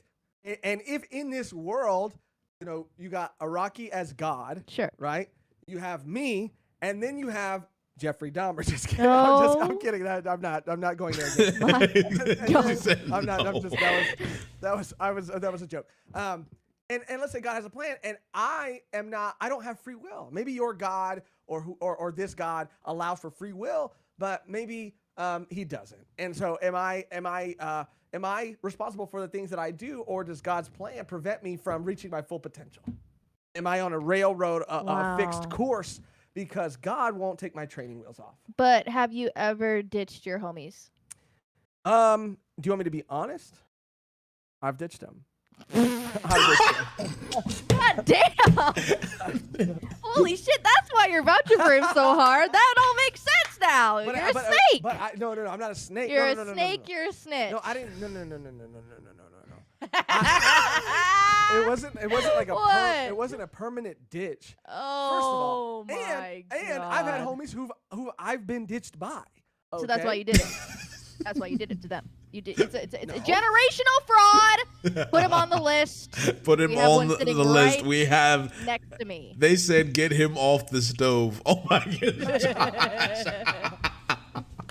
No. As a God-fearing man, everything I'm hearing is that Fugo needs to go in generational fraud, and I will have no debate. I will ask the chat; they will say the same thing. And to add on, why is his tie protruding out of his open shirt? I'm getting upset looking at his fit. Everything about it makes me upset. It's the worst. It's the worst one out of all of them. And let's be real. We have to be real, Josh. You know what? I think it's 2 against 1. I think that the best we can do for you is elevated fraud. That's literally the best we can do. Okay, look, that's it. Did he leave his boys? Yes, he did. That's is that a crime? Is that one of the biggest crimes? Yes. Yes. Especially yes, all it they is. went through. That was like his family. It is. Yes. It is. And all the what? boys died for the cause, and he left the cause. And he's part of the mafia. If anything, the mafia is more about never leaving your boys than regular homies. Yeah. But he was, maybe, if you think about it, maybe he was the most mafioso of all of them. Because what did Giorno and Bruno want to do? They wanted to clean the mafia up. So is Fugo really the most mafia of all of them? Because he was like, no, I don't want to be a part of a mafia where we don't sell drugs to kids on corners. Okay, I want to be part of a real mafia. You know what I'm saying? So he wants So you're saying not only did he ditch his homies, he wants to sell drugs to kids. No. That's what you're saying. Wow, I just you're like saying that this is unreal. I don't know what I'm saying. That's insane. No, I'm so shook. Because Jay was saying that he wasn't, or that it was like doubly offensive because he's a mafioso, but maybe he's more of a mafioso than because he Giorno wants and Bruno, things to stay the same. because to he sell wants it to drugs stay a mafia. Kids. And Bruno and But you Giorno said that they're trying to take down the mafia. No. They're trying to take down the mafia because they sell drugs to kids. You're saying that like because Fugo. They're like Bruno and Giorno are trying to like start an honest mafia, and that's a contradiction. Is it though? I've never been a part of a mafia before. I don't know. Actually, He's watched The Sopranos. He's watched The Sopranos. I haven't even watched The Sopranos. I feel oh my lord! Oh, okay. We have to. You have not watched The Sopranos. You're talking about the real mafia, Joshua. I am so disappointed. I'm very upset. I didn't mean to bring God into it. I didn't mean to disparage. Yeah, you really went in with that one. But I would say me and Jay both agree that he's generational fraud. I think he should go there, and I think we should. All right. I think it's a good point there. that you guys made. I'll take it. He's there. I'll give you an easy one, right? How about Pikachu, right? We like Ooh. or is he a fraud? Ooh. He is, speaking of mascot characters. Let's if you want to talk about mascot characters, Pikachu. I was really confused because I'm not really the biggest Pokemon person. I played it, but I was never really into it super as a kid. And I always thought Pikachu's the star. Pikachu's the star of Pokemon. He must be the most powerful Pokemon of all. Allegedly. Guess what? Yeah. He's not. He did beat not. He beat a Dragonite. He did beat a Dragonite though. He did beat a Dragonite, and he saved Ash from all those. What were they? Pharaohs? Yeah, but how many times has he been getting kidnapped? How many times has he been kidnapped? Yeah. Can you count? so many times. You know, Same tactics. The thing about Pikachu being a fraud is that he does have and has displayed power, but it is like at the most convenient time. You know what I mean? Like not when you need him to have it. No, exactly. Like This not is good during a though. battle for you know, for the Boulder badge. You know, not against Giovanni. And you know, it was revealed that he could speak the entire time. That was a dream that Ash had. That was crazy, bro. One of my favorite clips on YouTube ever is do you know what she's talking about, Jay? What is it? The Mewtwo movie when Pikachu spoke or something? I Or think was it, that- I don't know exactly what movie, but it is from a movie where Ash is like you know some sort of fever dream, and Pikachu starts talking to him. He's like, "It's okay, Ash. Like I'll always be by your side." And there's a clip of people watching it in the movie theater, and there's a grown ass man in the back row that as soon as Pikachu talks, he goes, "Yo, what the fuck?" Yes, And it I is remember fu- seeing it that is- clip. Yes. It is the funniest thing. You can't even see the man, but it's so funny. But I do think that, you know, Pikachu might be middle of the road because he does show power when it's convenient, but not when it's not I guess when it's needed to, but he doesn't have it all the time. Yeah, I mean, Cakes in the chat. It took Pikachu 20 years to make Ash a champion. Put that yellow rat in generational fraud. Yellow rat. I like that. Damn. I like that. Yeah. Hey, where are you at Okay, with so- Pikachu? So for me, while I do like Pikachu, I think minimum he's guilty of fraudship at the bare minimum. So I would agree. do we want to? I'm not gonna put him generational because there's more deserving, like Fugo, right? So is there like elevated, guilty? What do we? What's I would what's say the guilty of fraudship because there has been times when yeah, he's been a little bit fraudulent. And I would say he is guilty of that. I think the 20 years alone for Ash and him, you know, him doing what he does and getting kidnapped half the time. They're the same people, you know? I agree. Like look behind your back, you know? Yeah. Like don't fall for the same tricks. Fool me once, agree. shame on you. Fool me twice, Pikachu. Oh, that's what they say. Ooh, Yep, that's what they say. Oh shit. like that. Okay, we'll put him in the middle. We'll put him in guilty of fraudship. Okay. Mm-hmm. I mean, it's only fair, right? Because I'm pretty sure Ash is here. They told me Ash was here. So I don't know where I can say. Oh, I see Chopper. Oh, that's gonna be fun. There's Ash. Ash, I mean, yeah. Go ahead. I think I'm gonna put Ash and elevated to generational. I was thinking elevated fraud. I feel like elevated 20 years, and he didn't even change his age either. Like, come on. Yeah, fraud. How many regions do Absolutely. you have to do? How many regions and experience? He went to like how many regions was it? Like 6 or 7, and you couldn't win one championship, bro. That's why he might be generational fraud, bro. He went through, and he had like I don't know, dude. He had every chance.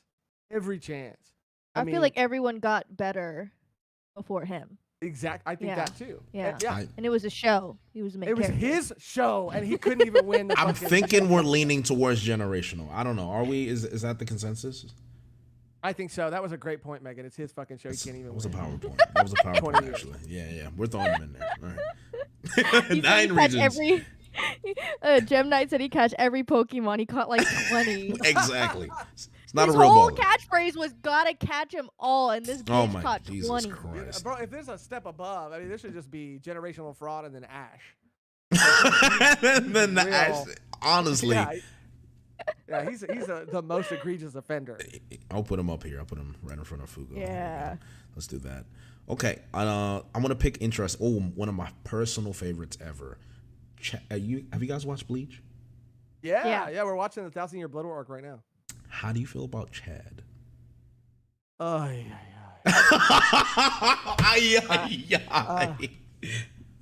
oh my god, I don't even know how to.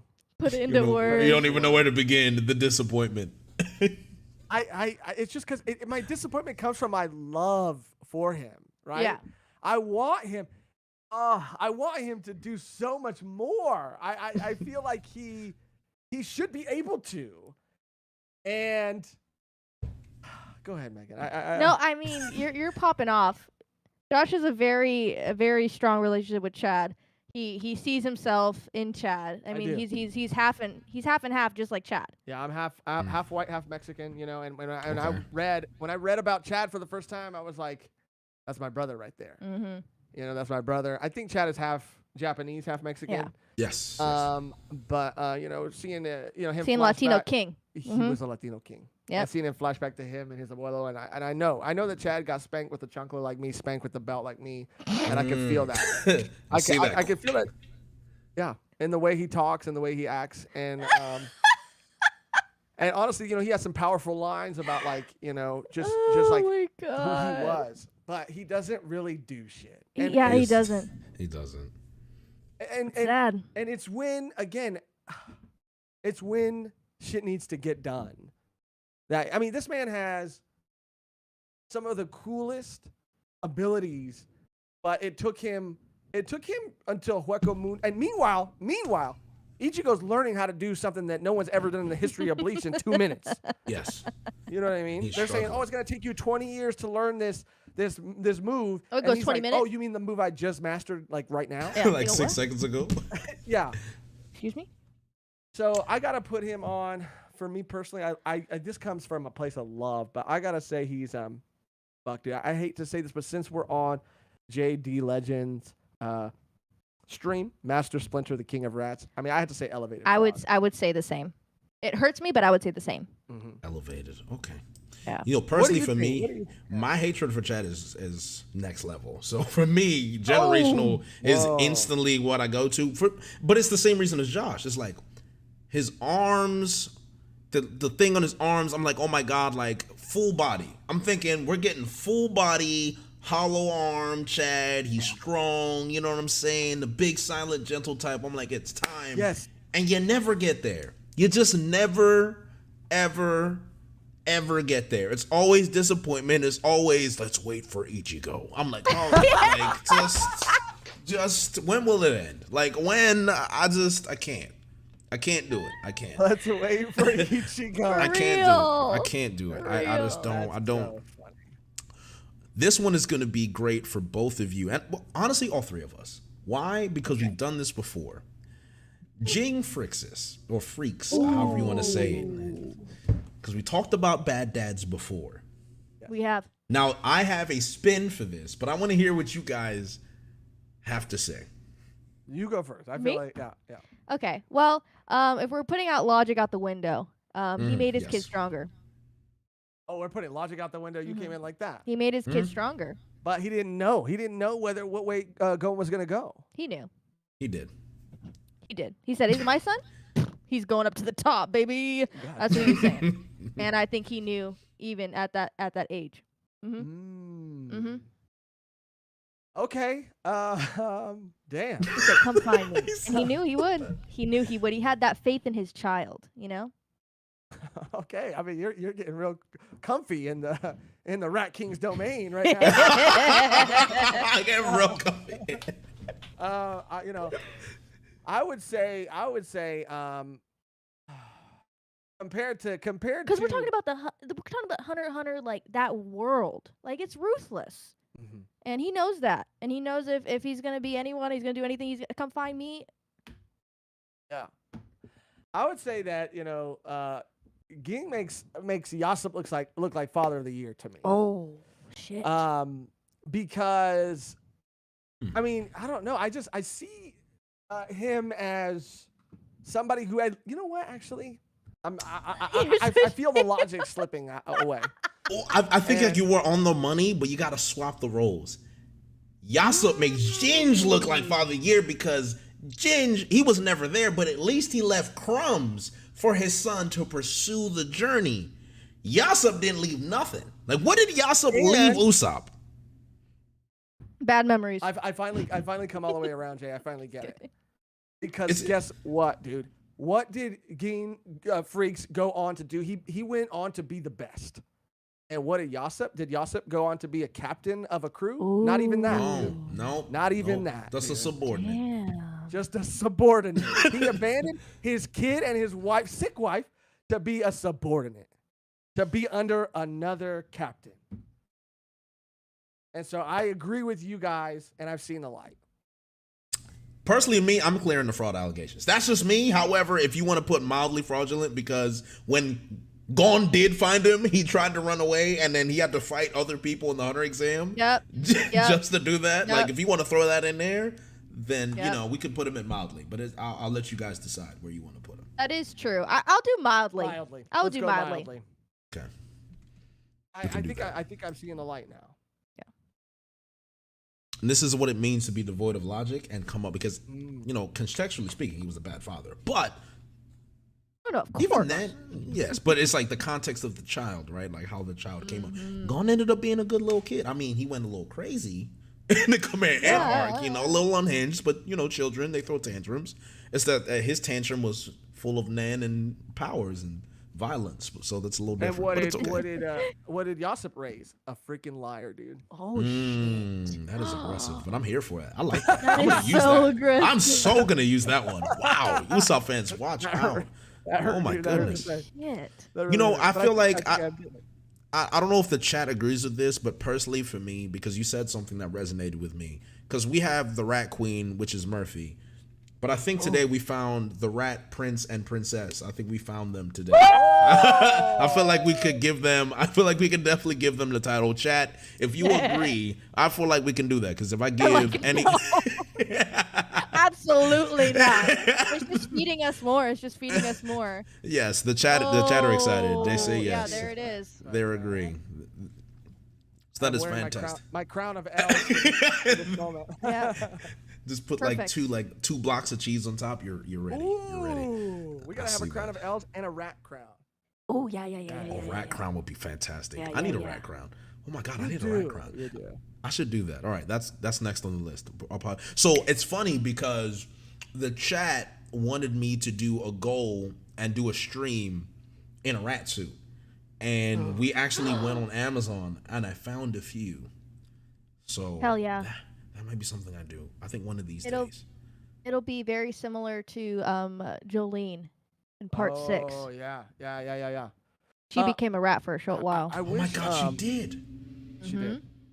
I wish you lived closer, Jay, because Megan, being the cosplay makeup aficionado, she could really go all Ratify. out. She could really ratify you, dude. Mhm. You would. I mean, she could do the whiskers. We give you the rosy cheeks. We give you the nose. I would even make it realistic, hyper realistic, and do a little bit of crumb from the cheese. The teeth. We gotta The do all of that. teeth. I mean, see it'll that. be. I'll get like Whiskers. cheese perfume, to make it like really, really elevated, and go, what is that cheese smell? And then they look, it's like, oh, it's Jay, like full rat. Oh yeah. That's- Jay went that's- full rat that's right now. Gruyere right there. Yep. Yeah. Okay. Could I be Yep. a New York rat though, and no feet, so I can just wear some Timbs, and maybe. Oh, I yeah. think that Yeah. would be perfect. Yes, I think that would be yeah. outstanding. Amazing. Okay, so where are we at? Okay, so we literally have like 18 minutes because I only make these things 2 hours, but that's a testament to how much fun we've had. So we're gonna have to do a. Yeah, we barely, yeah. we barely barely getting cracked the into den. it. We barely cracked the den, but we didn't finish the other one with Murphy, so this is perfectly okay. So we're gonna do a speed round, Sure. unless it gets very contentious, right? So let's pick some interesting ones. For example, Jack the Drought. I feel like you can go either way. How do you guys feel about Jack? Gut reaction, I would say guilty of fraudship. I mean, you can go either way, right? Because he did fuck shit up in Zoe, right? Yeah, pretty crazily. Yeah. Yeah, it was But- wild, yeah. But Yeah. just because I don't respect anybody that looks like a snuffleupagus, dude. I'm gonna put Oh him shit. at Aggressive. Okay. guilty of Very fraudship. aggressive. Sorry. I've been, Like those very, yeah. That's kind of like I don't know why I was offended by that, I don't but know. I don't look like it I don't. felt was weird when I just- said yeah, it was too. I very, gotta be honest. very aggressive. But yeah, where would you put him? I said guilty of fraudship. Guilty of fraudship. Yeah, I'd put guilty of fraudship too, in the middle. What were you? What would you think, Jay? Same. He was a fraud at one point, but it's the fact that Kaido just respects him, and he just kind of always got up. He always, Yeah. you know what I'm saying? It's just like he was cool before, he was cool after. He always wants to smoke. I'm like, all right, I respect. Give him guilty, just guilty of fraudship. Okay. This one. Did you guys watch Code Geass? No. Oh, watch that is Not a yet. crime. Okay, that's a crime. I heard But it's great. okay. I heard it's great. It is fantastic. Okay, but we can rectify that. We can rectify that. How about you guys have watched Bleach? Did you? Oh, Yamcha. Yamcha. Okay, so Megan hasn't watched DBZ. Ooh. But I've seen. It was a long time ago. It was when I was in high school, but Yamcha has to be a fraud. I mean, he got. Spoiler alert! I'm sorry, Megan. He got murked. He's mean- literally. He might be the Michael Jordan of frauds if you think about it. Yeah, I mean, he's the fraud that started it all. Now, is he related to Goku? No, No. I don't Okay. think so. I Right? would Yeah, say no. he's a fraud for looking exactly like Goku. Ooh, For I trying like to that be take someone as he's well. not. Yeah. It's I funny mean, if like, you watch. why do you? Oh yeah, go ahead. No, go ahead. You said why what? Yeah, why do you look exactly like the main character of the show? If you're not? That's just my take. That's a great take. If you guys when you watch Dragon Ball Z, I implore you to watch Dragon Ball Z Abridged after that. They literally make a joke Okay. about that, and it is perfect. Like, it's literally perfect. Because they literally make a joke about him looking like Goku, and he gets killed because he looks like Goku, and they realize, oh shit, that's not even, So it's like one of those, yeah. So, that being said, we will go to, Rock Lee. Oh my god. Okay. Again, Megan hasn't seen Naruto, but let me. You haven't seen Naruto? No, okay, I'm working on it. I'm working on it. Like literally, Naruto is my last because Like I'm the last caught big up on one. Bleach, One Piece, and then that's the one I have to JoJo, read. And yeah. I have to just like speed read But it. that was my shit, dude. That was like one of the anime, or Naruto was probably like, I mean, outside of Pokemon, which I don't really count, but Mhm. like Naruto was like Right. the first anime I ever got into when I was a kid. Right. So Rock Lee. Okay. I'm gonna say, you know what, dude? Rock Lee is clear of fraud allegations because he's keeping up with Ooh. people without chakra, without like he's keeping up with all of them, bro. And I didn't, the Boruto stuff. I don't know where it goes after that, Okay, but Shippuden Lee. He kind of suffers a little bit, I think, of some Chad syndrome too. Ooh. Don't all of the Naruto characters kind of suffer? A little bit, Well, I mean, From what I've heard. Yeah, they just don't get as much shine as I think that they should, or it seems like they should. Okay. I just Drunken Master, all of that. I know, stuff. and it's like if you're taking just like normal Naruto Lee, like clear, completely clear, without question. Right, clear. But Shippuden, he's got to be at least mildly. Mildly, okay, all right, yeah, I'll settle for that. Okay. Okay, My Hero. Have you guys seen? Yes. My Hero? Oh yeah. Okay, what about what is this guy's name? The guy with the little beak. Who had Overhaul? Overhaul. Is that his Yeah, name? yeah. Yeah. Overhaul. Megan, you talked about you were this is the era that you were passionate about. My Hero. Yeah, I really liked. No, I mean, I don't know. It's just a little goofy. But Yeah, he's a little- yeah. shit. I don't know. This is a hard one. I would say,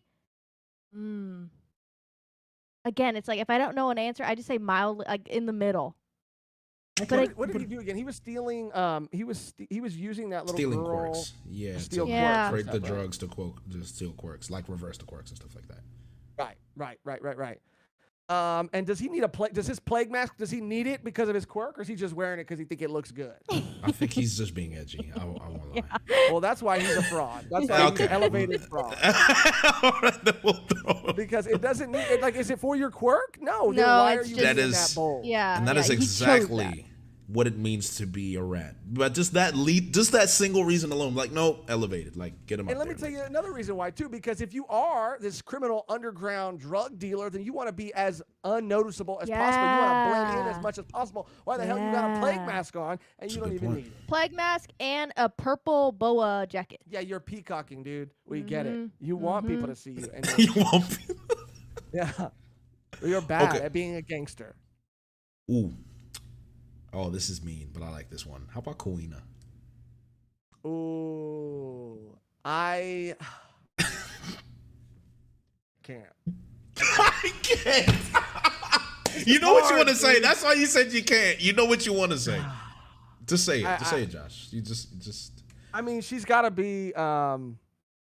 Is it too much? Is it too much to put I don't know. I can't. It breaks my heart. You can't do it. Okay, you say it. Say it for me, Jay. Say it for me. She died to stare. She's a generational fraud. Come on. I couldn't say it out loud. You have to do it. The words couldn't come out of my mouth. Yeah, I have to agree. Alpha Invader says stairs tax generational. Generational. Yeah. I was gonna say it, but it hurt me too much. I know it hurt. The moment you stopped and then said, I can't, I knew it. I knew you knew exactly what I thought. Oh, it hurts. He's so hurt by this. I said some shit about Usopp that I'm still thinking about right now. That I'm not. It all hurts. It all hurts. I called him a liar. You did.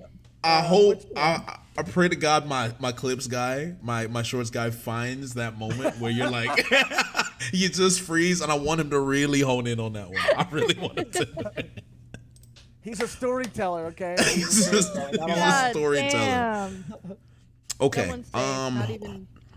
Okay, so there's Rengoku here, and I'm a little upset because I like Rengoku quite a bit. Same. I just don't think he deserves to be here, but I think he's cleared. Like, can we agree on that? I think Josh? he's cleared too.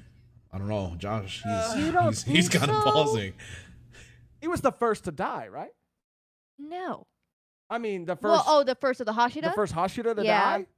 So that's fraudulent. That's pretty fraudulent if you ask me. God dude. damn. You're gonna be a part of this exclusive club, and you're gonna be the first one to die.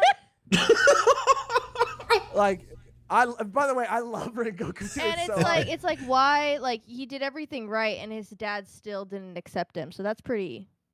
That was pretty. That's so mean. Oh my God. Yo, Jay, who have you turned us into? that actually hurt me. Oh my God, you're taking this rat thing to the next level.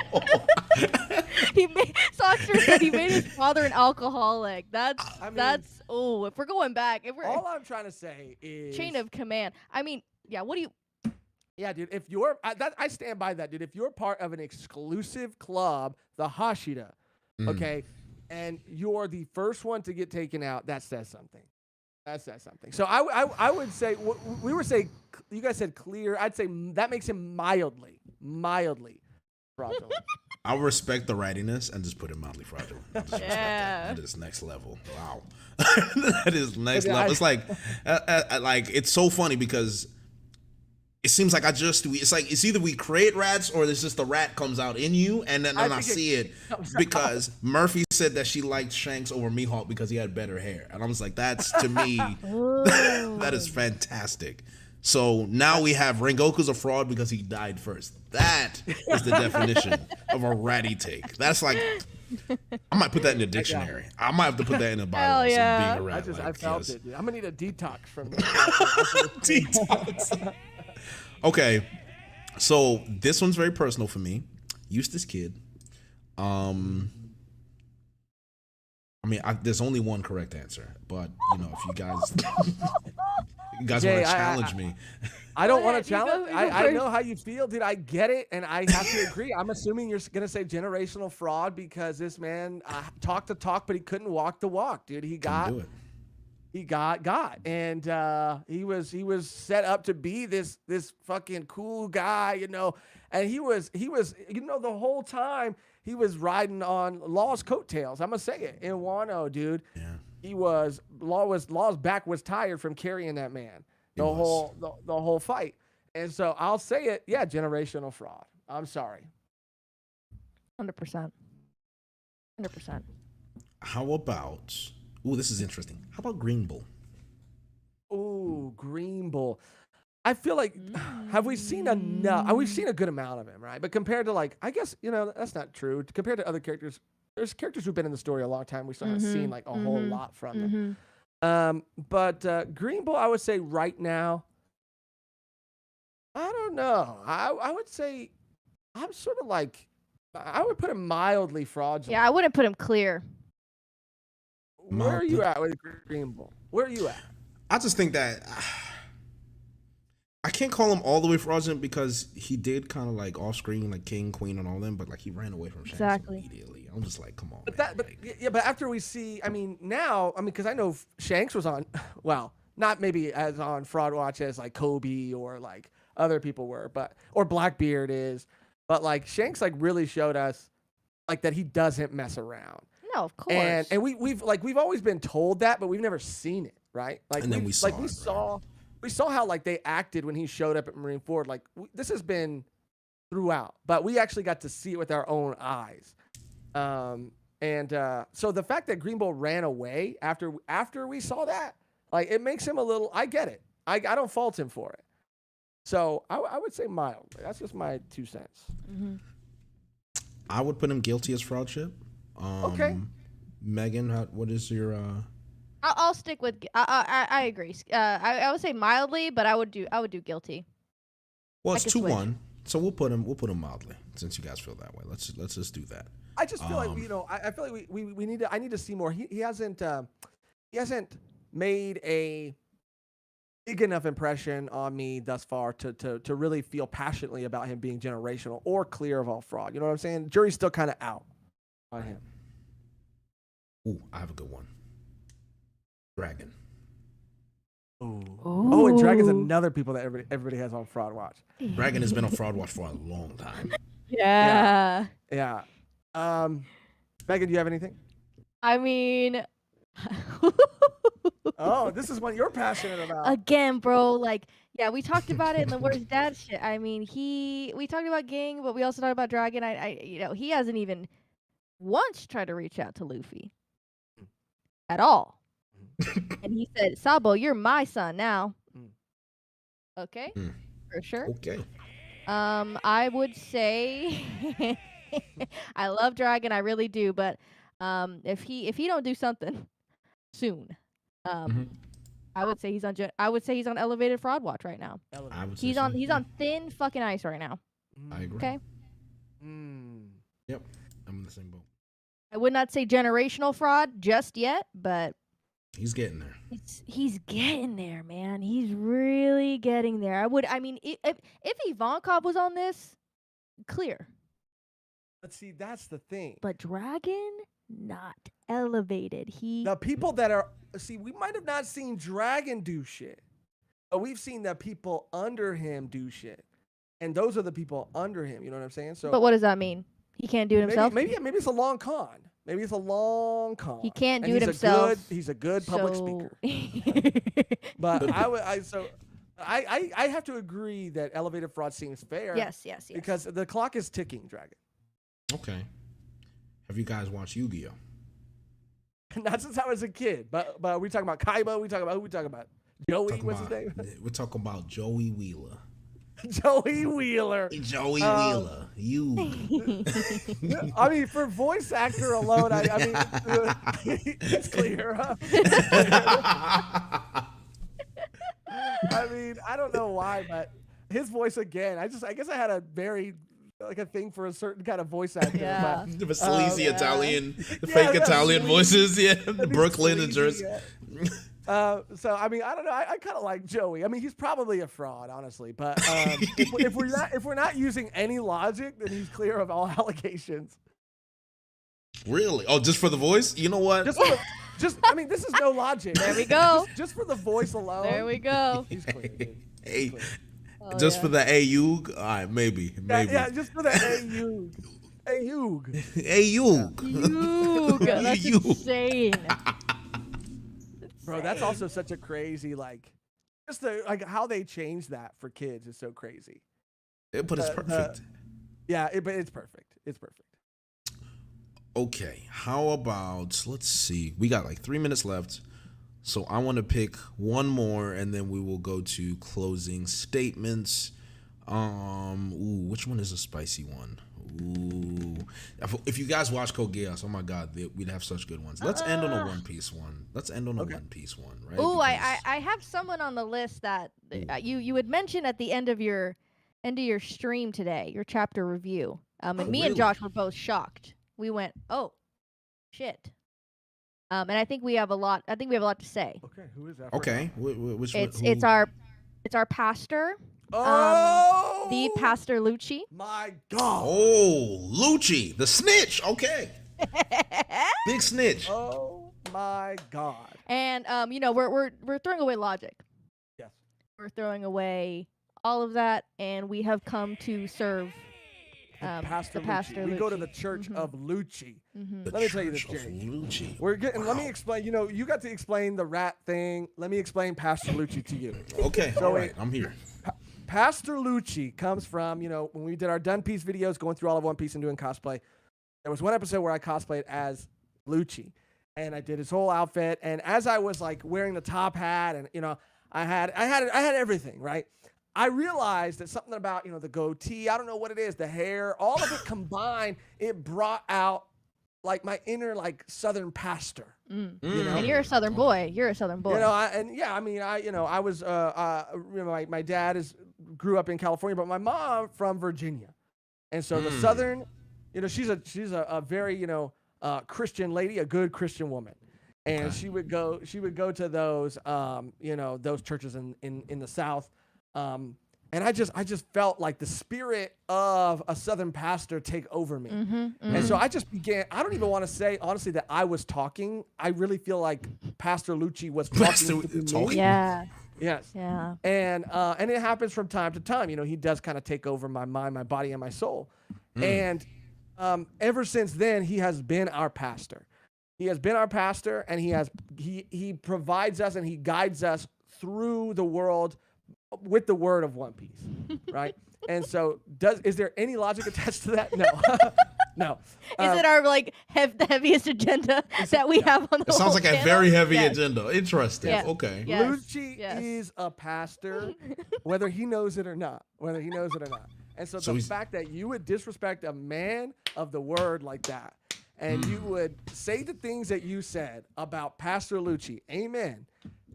It was the most disrespectful thing I'd ever seen in my life, and heard in my life. And frankly, I almost messaged you and canceled the collab today. He's like, yo, no more. He's like, yo, we're done. This is sacrilege, blasphemy. Oh my god. But he is our pastor, and so he is clear of all. Clear. But, Lucci is clear. but I do want you to go off. I do want to hear Oh your. yeah. We heard a little bit the tail end, but yeah, go off on Lucci because He might deserve it. I mean, I guess I think I was caught up in the moment, you know, because it's like he's Lucci's loyal to the grind, and the grind is the Gorosei, right? The Celestial Dragons, like it's them or nothing, and that's all he's always been. Like it's the government, world order, hierarchy, nothing. So he acted within character, but I just wish in that moment in time, it's like, my brother, y'all just fought together. You can't just be, you know, snitching while you're clearly seeing that all the Gorosei care about is, you know, yours. So you can't be snitching while we're having a good moment. So to me, I felt slander was necessary. However, that does not make him a fraud. That makes him who he's always been. So I will take my personal feelings aside and accept your doctrine. However, I don't know what the doctrine is for Pastor Lucci. What is the word that he speaks? Because for me, I don't know. Do you guys watch JJK? You're watching JJK right now, right? I've seen season 2. I haven't read the manga. I've just been watching season 2, but Megan isn't caught up. I've watched season 1. That's it. You've only watched it, so she doesn't know about. So I have we have 2 churches here. Okay. We have the Church of Askeladd from Vinland Saga. I don't know if you guys watched that. That's when I gotta get on. And then we have the Church of Toji. And the Church of Toji has been founded for a long time, but in the anime it's amplified by 2000, and now we have so many followers. Now I won't share with you, Megan, I can't spoil Toji for you. If for me to do that, I'd be punished by death. I'd have to sacrifice myself to Toji. Okay. So it's like one of those things you'll see. I have sermons. I have literally sermons with organs in the background, Josh, of me preaching about Toji. I'm not kidding. Somebody has a clip somewhere, and I'm sure they'll send it to you at some point. But I eulogize about this human being. So for me, as a deacon of the church and someone who proclaims himself to be a deacon of the Church of Lucci, I have to understand. What is it about Lucci? What's the doctrine? I know the doctrine of Toji, but I can't spoil Megan. So I want to know, what is the doctrine of Lucci that made you establish the church? Well, see, what made me establish the church, and I just want to talk to you, Brother Jay, as a fellow deacon, and tell you that what I'm about to say is devoid of all logic. Okay. But, you know, it is when Pastor Lucci speaks through me, what he tends to, the message that he tends to share is really just about, it's about the word of One Piece, and it is just about fighting our carnal desires as human beings. We are not perfect, and we can all aspire to be. Sometimes I wonder if hold on, I have Oh my god! I have an explanation. Sometimes I wonder if You're talking to a son of the Gordo. unexplainable. You're talking about a grandson of a Gorosei here. So we can move forward if we're talking about the I'm World just, Cup. and you know what it is? It really is that I think that Pastor Lucci is just my guide, my spirit guide, and my spirit animal. He is. I just feel his presence, and I am interested. I don't want to change this topic because I'm realizing that I don't. That's not what's happening, because I don't really have a good answer to your question. But I am genuinely curious as to. I know we can't spoil Megan, but some events. I'm not caught up on the manga, and I don't want to spoil anything, so I'm gonna try to keep this as vague as possible. Of course. Some events occurred in season 2 of JJK that would make me think that Toji would be a fraud. Ooh. And specifically, it had to do with the result of a dispute that he had with someone. And I mean, he kind of checks a lot of boxes, if I'm being honest. He's kind of a ging freaks. He's kind of a. That's kind of crazy. That's a rat thing to do, to call someone a fraud. They're not even on the list. You're bringing them in. Chat. We have a sinner. Oh God! Oh God! Chat. Oh, God. We have a sinner. Josh, are you familiar with the Salem witch trials? Are you familiar? Do you know what that is? I am aware of them. Yes. I am astounded. I'm shocked. I'm mortified and petrified by the heresy that has polluted my eardrums and my soul. I can't believe this. Never in my life did I think I would see heresy like this before. Now, see if you rewind the tape, what I said was, backtrack. I think you might have done some stuff that could qualify as fraud behavior, and that might have come from, that might have been a crime of passion because of how you kind of came against our church and our pastor, and it might have been a retaliation. Crime of passion. Yes. So we had the Rat Prince and the Rat Princess, and now we have the Heretic and the Rat Princess.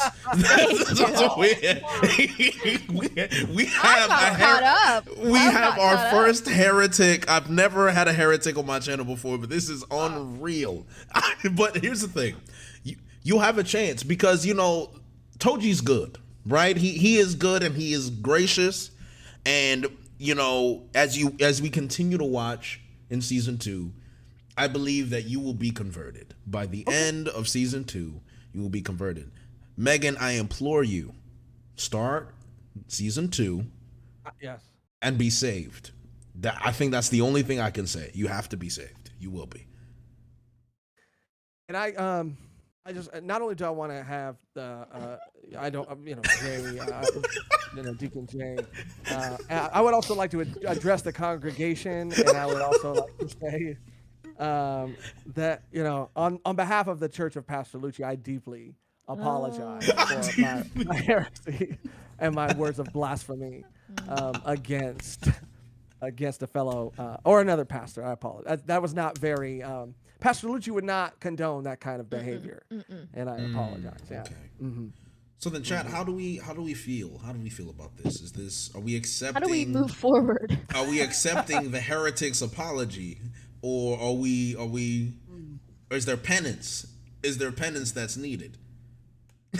Whatever price I need to pay, I'll pay. Whatever price.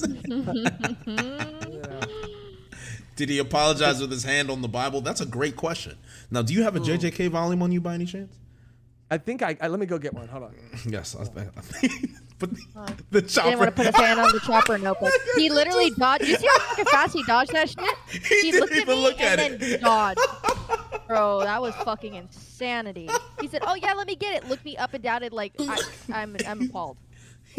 I'm appalled. He asked for a JJK No, volume. he said a Bible, bitch. No. It's right in front of you. No, he asked for a Jay, did you not ask for a JJK? I asked for a JJK volume, which is the Bible of Toji. That's what we call it here.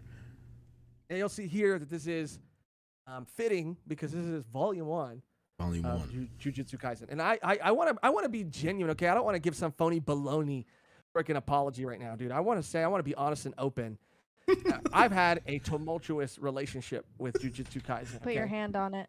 And it wasn't until season 2, and honestly, movie 0 to a degree, that I was fully won over.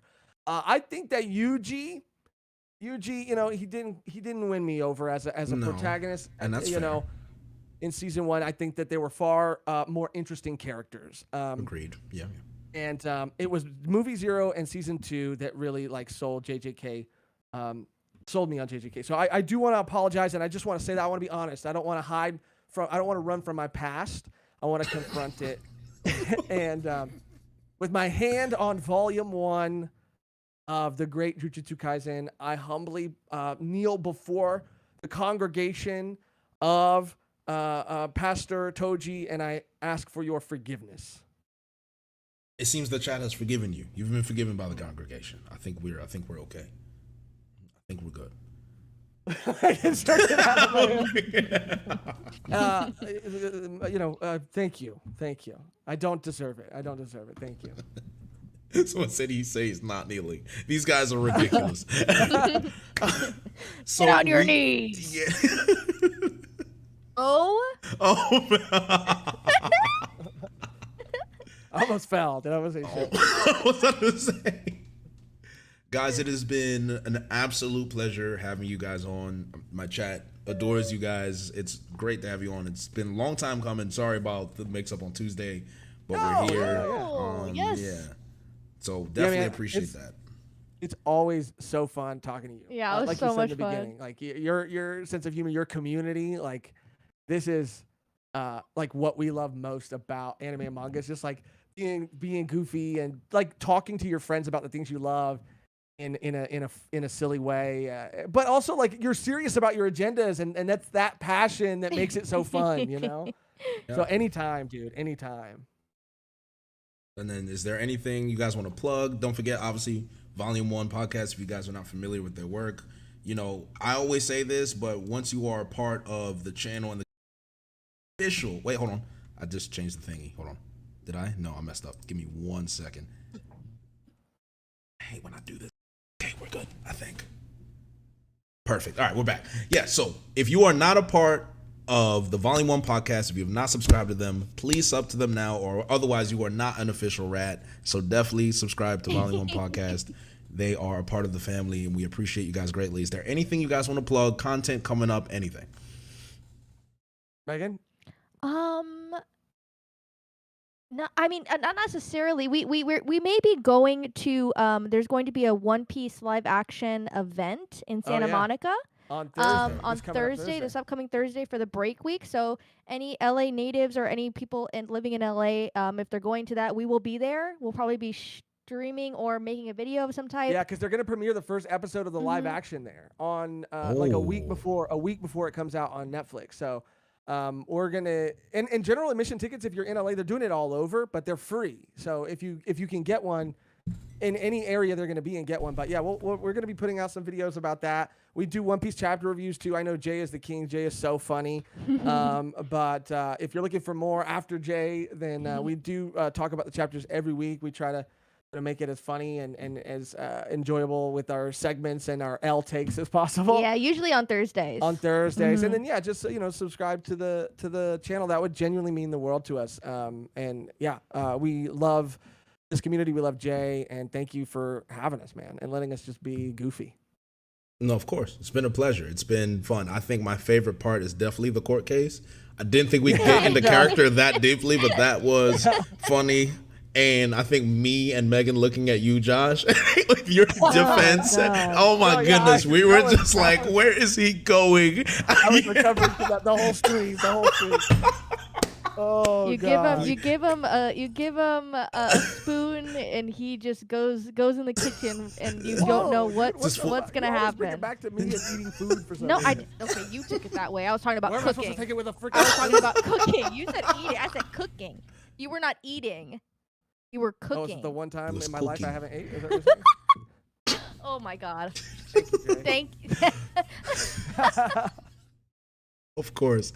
I appreciate you guys. Thank you so much. And thank you, chat, for being such great sports. We are all great sports here, so appreciate that. My chat has a wonderful sense of humor, so they enjoyed every single second of the stream. And shout out to everyone that donated and subscribed. Again, this has been Lost Agendas, episode 2. We will see you guys on episode 3 whenever I decide to get off my ass and schedule it. But yes, thank you guys, and I will catch you guys.